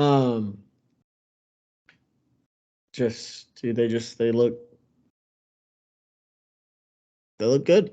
It's a fun stat. Mm-hmm. They're 1-4 without with Justin Jefferson. I might be wrong on that. Something like that, yeah. Well, so they're doing it today. Well, they're doing it without their best player, but they're peaking. Like they're getting better. Like they figured it out. We talked so much shit about the Vikings. We said no, the one-score games last year, it's gonna backfire this year, and it kind of did. It started out that way. Look at them now. We got to see Jameis Winston too. It's always fun watching Jameis go in there and just play like it doesn't even matter. Dude, I know. He makes throws that only Jameis can make. But he also does dumb shit that only Jameis would do. Well, that's part of it. That's part of the Jameis regime. He'll throw a pass that only he can make, and it might be a touchdown. It might be an interception. I like Jameis. I think he's just awesome. He's so funny. He's fun. He's fun. He's fun. He's That's fun. exactly it. Yeah, Vikings 27, Saints 19. Um, like you said, Josh Dobbs, he's just making it happen. Jordan Addison's come on. I Yeah. mean, Justin Jefferson being out. They got two really, really good receivers. TJ Hawkinson had his best game this season. Yes. It was just insane. I think he was like third in receiving yards for the weekend. Looked great. Top tight end this season or in fantasy this Mm-hmm. week. Yeah. Tis crazy. Next game. Yeah. Or do you have anything else on that one? No, I was just going to go on to the next game. I've got Steelers 23, Packers 19. Here's something crazy. So before you talk about the Packers, Steelers are 6-3. They're not a good team either. No, they're not. Mike Tomlin he knows how to win. He won a Super Bowl. Yep. So they're not a very good team, but for some reason they're winning games. I like Kenny Pickett. I do. And I think if he had a better offensive line and maybe a better coordinator, he might do better. Is he like an elite franchise guy? I don't know. He was drafted from Pittsburgh. Yeah. So he played at Pittsburgh. He's a Pittsburgh guy. I feel like you gotta keep him. Warren looks good. He's the better running back than Najee Harris. Warren sliced Green Bay's defense like a hot knife through butter. Well, even Najee Harris looked good. Like on a couple of runs, he looked a lot more loose. He had a hurdle. Yeah, he jumped over Rudy Ford. It was a good thing that Rudy Ford Ducked. had him land on his not only ducked but tackled him to where he landed on his side and not. If Najee would have landed on that leg, I mean, that looked bad because he was high up in the air. But yeah, I mean, Steelers are 6-3. They're winning games. I don't know. It's gonna be one of those if they make the playoffs, it's like the 11-0 Steelers. Like the Steelers started off 12-0 and lost to the Browns in the playoffs. But yeah, before you get into the Packers again, I was gonna do a DraftKings lineup Saturday night when I had some beers in me. I was about 15 beers deep. Yeah, much like I was on Saturday. Yeah, just chugging. I was gonna have Kyler Murray, Keaton Mitchell. It said he was on IR on DraftKings, but he was only questionable. Yeah. The hell? It said on mine. It said he was on IR. I was gonna have Joe Mixon, and I was actually gonna put Jalen Reed in there. Jaden Reed. Yeah. I was gonna have Jaden Reed in there, and Rasher was like, I don't know about that. And then he had a 40-yard touchdown. Yeah. Well, what'd you think, buddy? They played okay. No, that's exactly what I was about to say. Promising game. For them to come in and refs fucked Green Bay on that backwards pass. Yeah, oh yeah. That would have had them at the 1 yard line. Rashawn Gary didn't score. He stepped out. Would have had him at the 1 yard line. I can't believe that they called that a lateral pass or that they didn't call it a forward Even pass. after the challenge, it was obvious watching it live. Yeah. Oh my God!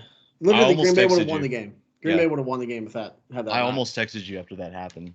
Oh, I was like, I probably should. He's probably pissed. I was so fucking mad. But Jordan looked good. I think he was top 10 this weekend in QBR. Which obviously isn't the be all end all, but he looked good. He was making good throws. First drive, he had a couple really nice, tight window, put it where only your guy can get it throws. Both of them to Christian Watson, who saw a stat. Christian Watson has the worst catch percentage with a minimum of at least 30 targets at 42% in the NFL right now. So yeah, he stinks. He's not what I thought he was going to be. Romeo Doubs looks great. Yeah, he's the best receiver. If Luke Musgrave could figure out how to run, not like fucking Bambi, he'd do so much better. Have you seen him run, bro? Anytime Luke Musgrave, that's our tight end 88. Anytime he hits the ball, he looks like Bambi as he's running, bro. Just uncoordinated as shit. He's stumbling all over the place. But he's a 6'6" dude, and he goes up and gets the ball, and he looks good. Tucker Kraft played good. Aaron Jones, offense hums when you get him 20 touches. It's pretty obvious. Yeah, he's the best player on the offense. Yeah. Get him touches. Offensive line looked pretty good. A.J. Dillon had a good long run. Really funny to see him high stepping like that. He runs so slow. He might be the only running back slower than Najee Harris. say something nice about Najee. He looked a little better today. I'd say he had a nice hurdle. He had a nice touchdown too. He found the open gap. Touchdown. I don't want to talk about that. Defense looked good. We had a lot of young guys out there. Carrington Valentine had a really weird.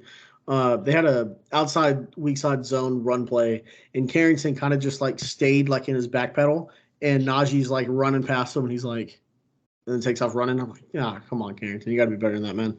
Seventh round rookie. Bullshit PI on him as well. He did have a bullshit PI on him. Refs did not do Green Bay any favors in this game. Good job, refs. Fuck you, refs, and you, Sebastian. But as much as it sucks to lose, we're now 3-6. Obviously, talk me through a DB. Obviously, not going to make the playoffs, but at this point, I'm starting to fall into your line of thinking. It's a better draft pick, sets us up hopefully better for the future. So, now who do you want? I want that left tackle out of Penn State. Oh yeah, you did say that last week. Mm-hmm. Yeah, I remember you saying that. Or it's like you looked at me like I was dumb. I was like, I don't know. Or you trade out of the first round, you pick up an extra second or two, and you get Billy Bowman, Danny Stutzman, Kip Lewis just declares for the draft. You go get him, and then Quay Walker's not cutting it. He's been hurt. Linebacking core did not look good though. We could not stop the run. I don't know what's going on. Defensive line got no pressure. I will say Zach Tom had a pretty ticky-tack hold on him on TJ Watt. Looked amazing against TJ Watt. One of the best pass rushers in all of football. Zach Tom really held his own as a second round or a second year player. When you look on that played center in college. When you talk to everybody else, everybody's like, oh, TJ Watt, again, just another dynamic game from him. And then when you talk to Packers fans, they're like, no, you didn't watch the game. No, literally. He had some good rushes. But yeah, but when you're the best, like, you're going to get a couple. Yeah. It just happens. But Zach Tom played really well. As a fourth-round, second-year player, played really well. Zach looked good. So, again. But it's not a guy that you can rely on, like, every single week. He's got to go back to. He's been the most. There's just something about outside of Elton Jenkins. He probably just had his best game against a really good pass rusher too. Hopefully he can blossom kind of like a Braxton Jones with Chicago. Like the only thing about Zach Tom, he's kind of small. Yeah, but he's really athletic, and so he can fit at tackle better because he's really athletic. He's not a guard just because of his size. I think he's either a center or a front side tackle. He can't play blind side, but he's either a center or a front side tackle just because of his size and his agility. Who's the center for the Packers right now? The guy taking one spot ahead of Creed Humphrey, Josh Myers. Zach Frazier. No, that's going to be Chicago. Fuck you. I'd love That's Zach the one position Chicago needs, though, is a center. So Zach Frazier's like on my top, or maybe we can just trade for Creed Humphrey, which wouldn't happen, but no. See, speaking of Creed, we'll follow back here. Creed Humphrey, James Winchester, and Blake Bill were all at the OE game. I saw that. Fun to see. It's good to see. But yeah, no, like I said, this whole season, it's going to frustrate the fuck out of me when we lose. I said it the preseason. Me and you were just bullshitting about it. I said it multiple times in the pod. I just want to see promise. Oh, he was in. I turned it off. Damn it. Dude, they didn't. He was in. I got Review the fucking Manning cast on. This is the dumbest shit. Okay, so Wilson, he threw a pass. Cortland Sutton had both of his feet in, and he was in the end zone. Wait, where are you at? I'm a little bit behind. My NFL is a little bit slow. But anyway, yeah, that game. I'll say something nice about the Packers. I thought Jordan Love looked pretty good. He had some throws where it was kind of like, why would you throw that? But then he also had some throws, like the one to Romeo Doubs in the end zone. It was a nice beautiful pass. throw. That was a beautiful throw. Jaden Reed looked good. Yeah, the 40-yard touchdown. Mm-hmm. That looked good. That's the thing. That's all I want to see this year. Is I just want to see promise, man. Well, that's what I said. That's what I said about Justin Fields last season. Look how that turned out. And he might not even get to play against the Lions. It's probably going to be Tyson Badgett again. They want to keep him out. Oh shit! Really? Which is crazy. Like you want you want Justin Fields out there to at least like be able to run the ball, be a threat. He throws the ball to Oh, what DJ they need Moore. to do is they need to build his stock so they can dump his ass and go get a quarterback in the first round. I don't think I want anybody but Kyler Murray, and that's not going to happen. Yeah. It's like the Good. only quarterback I'd want. Which there's a path, but we'll see. There's a path. Next game, Bucks 20, Titans 6. Will Levis didn't have a very good game. No. Bucks, they tightened up their defense. Hey, Baker Mayfield. Got a win. He looked good. He did. Mike Evans had a nice touchdown too. And then he also had a really bad touchdown drop. He was on the sidelines with the towel over his head. Mm-hmm. There's always that one game, like, I mean, it's every game. There's always that one play, like, you're going to get a drop out of Mike Evans. Like, you should just expect it now. He'll make up for it, but it is what it is. They still can't run the ball. Rasul Douglas with the turnover for the Bills. Not a pick, fumble recovery. I don't think I'm there yet. On 3rd and 6? Yes. Okay. Damn, why am I so behind? Fuck the NFL app. Fuck yeah, Rasul. But it was nice to see Baker go get a win. You see it? Yeah. That hit draw it loose from 7. It's good to see Baker go get a win though. It's always nice makes me happy throws. to see Baker win. Hey, I texted it to you, I think, but this is a good weekend for some Sooners in the NFL. Yeah. Get into CD. CD looked great. We'll get into Kyler. Kyler looked good. Baker looked good. Obviously, Trent Williams is a beast. A lot of OU DNA out there showing out, man. Yeah. No, Baker, he looked good. He's looked good for like most of the season, though. I mean, he's had some bad games, but I mean, I think when he's one of the 32 best when you give him time to throw.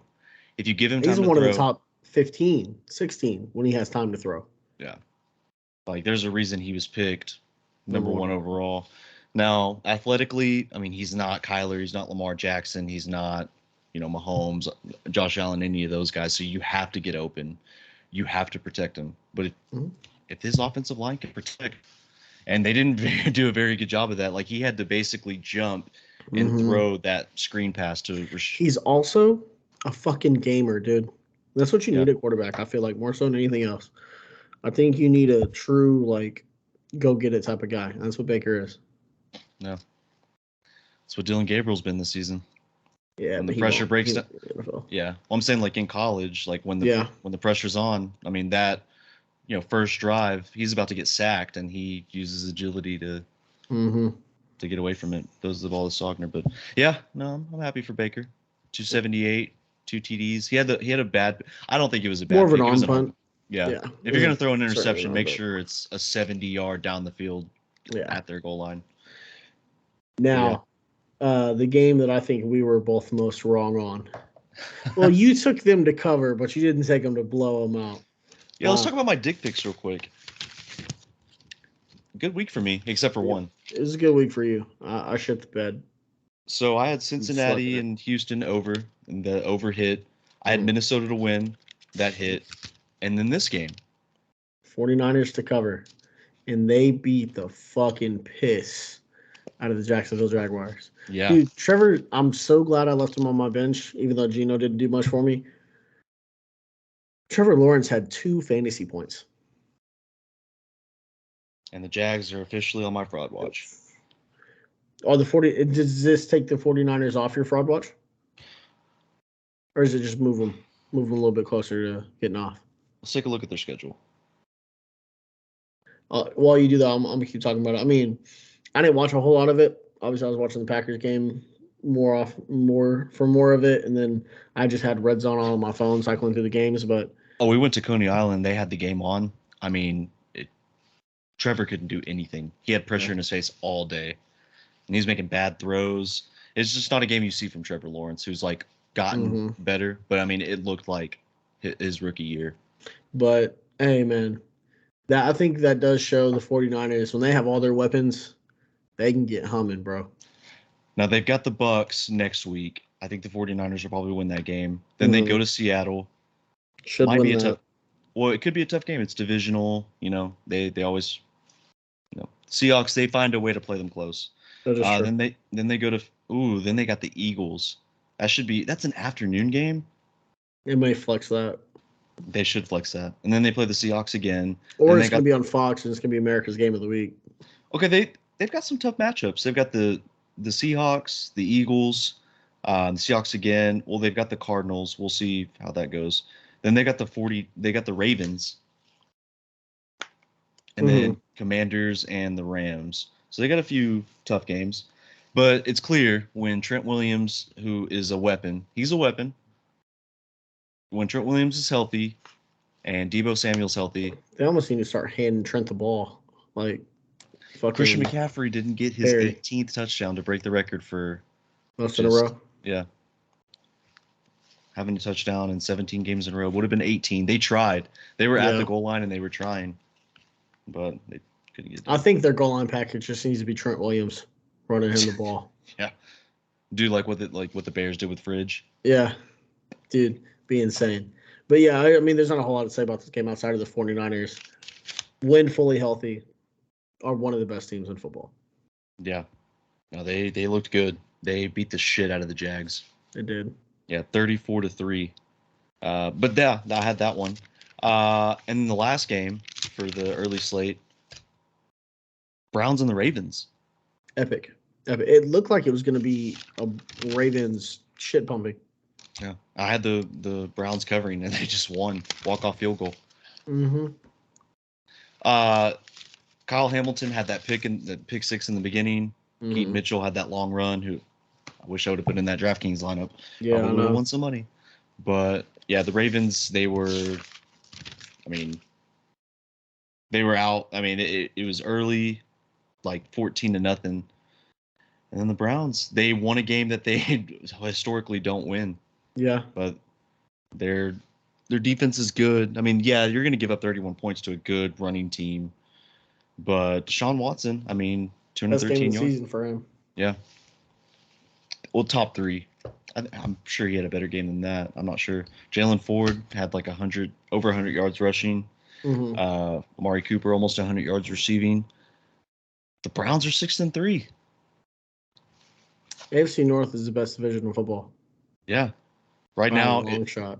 Right now, it's the Ravens and then the Steelers are second. And the Browns and the Bengals. I had the Bengals winning the division. I don't know now. I don't know. I mean, they could flip it. They could flip it though. They could just take off. You know what I mean? They have an offense that super high powered and defense that plays opportunistic and pretty good. They could turn it on when they need to. So Myles Garrett had another crazy day. I wanted Myles Garrett on my team. I'm hoping that's what Montez Sweat can be. How about you got Montez Sweat? How about you calm the fuck down over there? But yeah, no, it's epic game. This is another one of those walk-off game-winning field goals, man. Yeah, that was a fun game. Red Zone kept reverting back to it. I'm glad because it was a very, very tight game. Afternoon slate. So we'll start with two games. I forgot to put in my dick picks as a parlay because I woke up to watch the game, the Germany game, and then I went right back to sleep and didn't wake up again until like 11:50. I set my alarm, and then I wake up, put on Red Zone, the countdown starts. It's like 11:59, and Bills just scored a touchdown. Yes, they did. Tavius Murray. Okay, but I forgot to put it in, and I was sad. But I decided to do an afternoon one. Mm-hmm. Cardinals money line. Final score. Good pick. Yeah, Cardinals 25, Falcons 24 or 23. How about a game-winning drive for Kyler? That was awesome. That run he had there at the end, man. Yeah, I know. I'm screaming at the TV. I'm like, just do a design run. He's the fastest guy on the planet. And he just escapes the pocket and runs it for a first down. It makes me happy to see Kyler doing that, man. Yeah, but Kyler back out there, he's definitely a difference maker. McBride was the best receiver that the Cardinals had. Did you see that deep ball that Kyler almost hit to Hollywood in the end zone? Right off his fingertips? Man, that'd have been... it was close. I stood up for that one. Yeah. He had it, but he had to dive for it. That's just a tough catch to make. Not very many guys can make that catch. But, hey, I took Cardinals money line, and I'm glad I did. Yes. And Kyler Murray, he's the most electric QB in football. Between him and Lamar Jackson and, Patrick Mahomes. Maybe C.J. Stroud now. We'll see. Suck. Yeah. Yeah, Falcons suck, blow. man. Desmond Ritter went out there. He got a rushing touchdown. He did. I was very scared there for a second. He got the go ahead one too, didn't he? The go ahead touchdown. Yeah. So thank God for Kyler Murray. Yeah, fucking hell. So the next game we got here, the Lions go into. It was away, right? Yeah, Lions go to LA. Have an absolute war, just an offensive blowout, a war against the Chargers. End up winning that one on yet another walk-off field goal. 41-38. Lions defense is a problem. They were up big. David Montgomery had that badass fucking 70-yard touchdown. I missed that guy. How about Dan Campbell with the ball? So just go for it on every fourth down. I know. That's the crazy thing about the Lions this season is that even when their defense, like when you need them to score a touchdown, they will. Mm-hmm. Like they've got the weapons. Jared Goff looks comfortable in the pocket. The offensive line's healthy. Jameer Gibbs has come on. David Montgomery's still a good running back. Amon-Ra St. Brown's a beast wide receiver. They need to get the ball to Jameson Williams more. He's very electric as a wide receiver. Completely agree. If they could figure out ways to get him the ball, I mean they have so many weapons. Yeah. Sam Laporta, another Iowa tight end. A lot of people thought that was a weird pick, but it's turned out nice for him. Jack Campbell looks great on defense. Yeah, I think rookie. He got ran over, didn't he? He did. He did get the shit. Yeah, ran over, but yeah, I took the Lions to win outright. I'm glad I didn't pick the spread. Oh my God, Marvin Mims. Oh my God. Wait, I didn't see it. It's coming up. It's coming up. Yeah, no, not a whole lot more to say about this game other than super fun. Just keep watching. I'll keep you on. Just keep watching. Keenan Allen. Okay, so if there's ever been a player that I've been right about, like my most proud player that I've been right about, is Keenan Allen. Yeah. Because I'd always watch the Chargers, like even when I was in high school and like when I was working at McAllister's back in the day.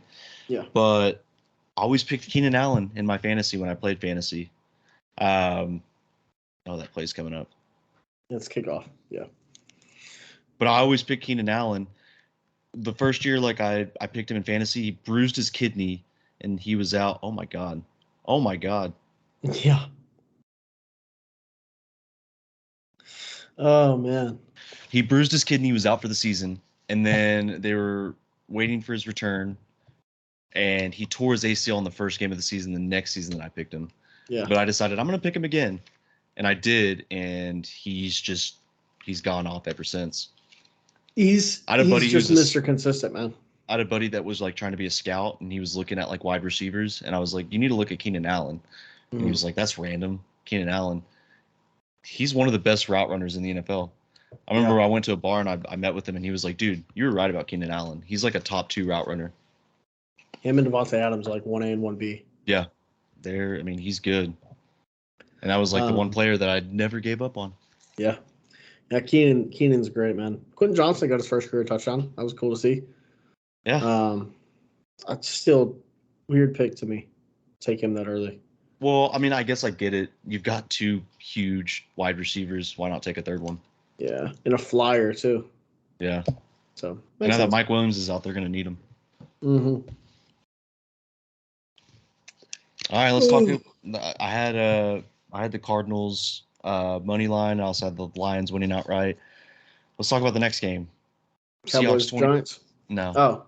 Oh, my bad. That's how it's listed for me. Was the next one was Cowboys Giants, but no. Seahawks 29, Commanders 26. Yet another walk-off game-winning field goal. Seahawks fucked me. You needed him to cover, right? Yeah, I took him to cover.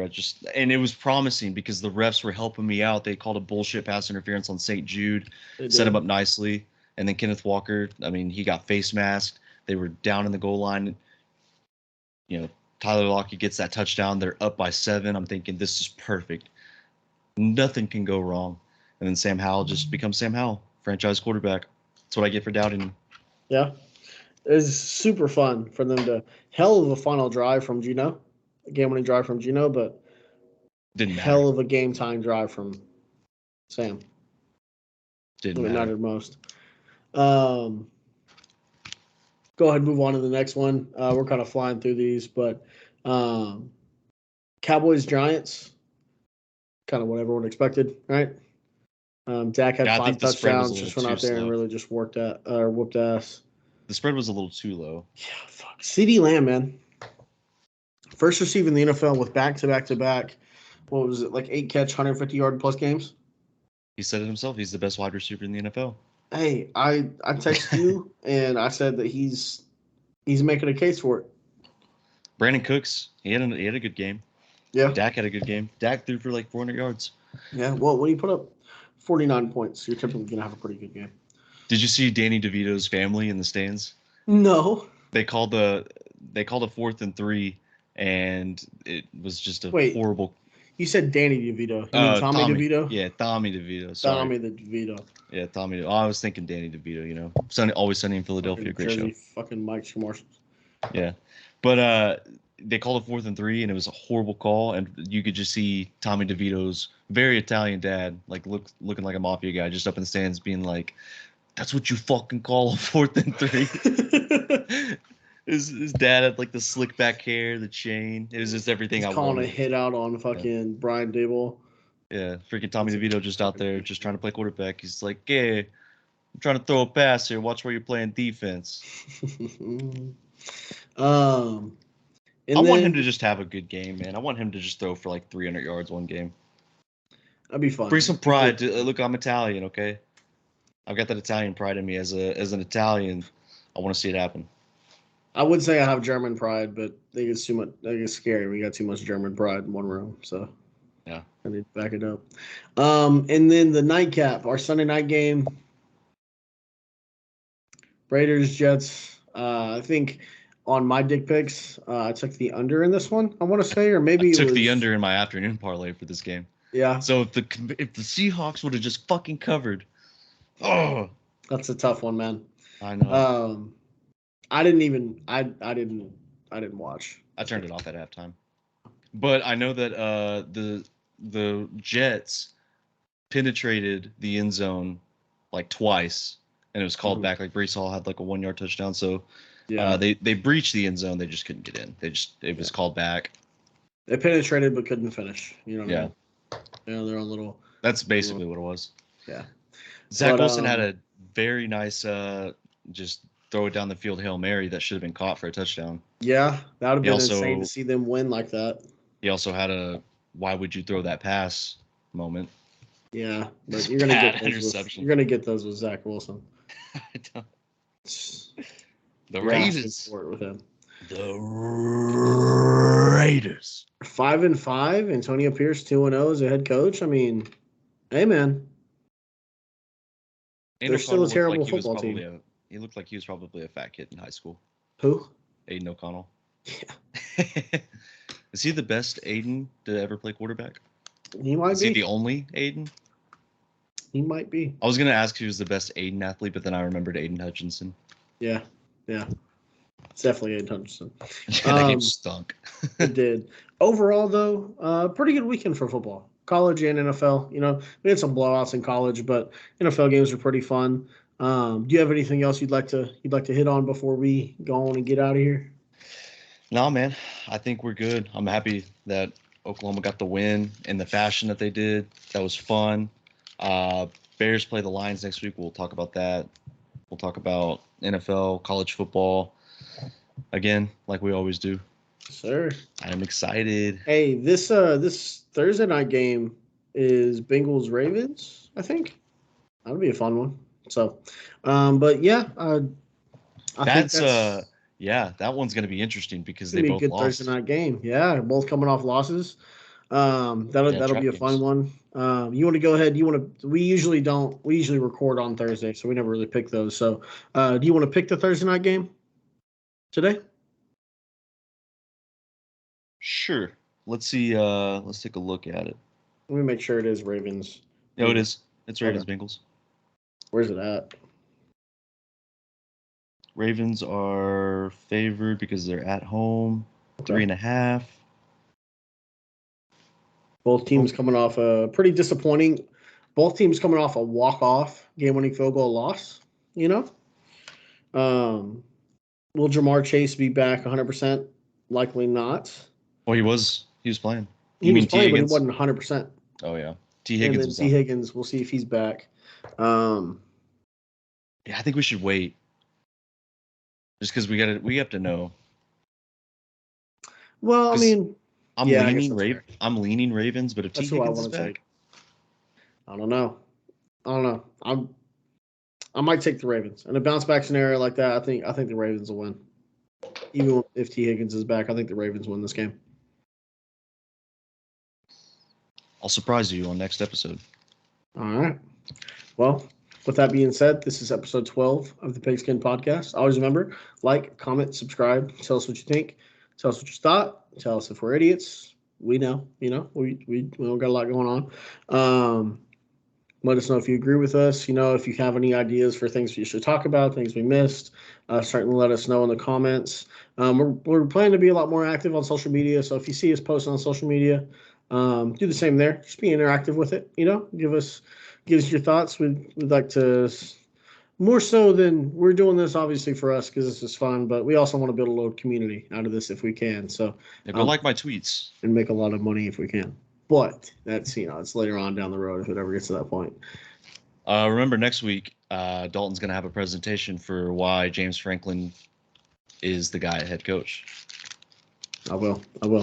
But with that being said, episode 12, PigSkin Podcast is a wrap. Thanks for watching.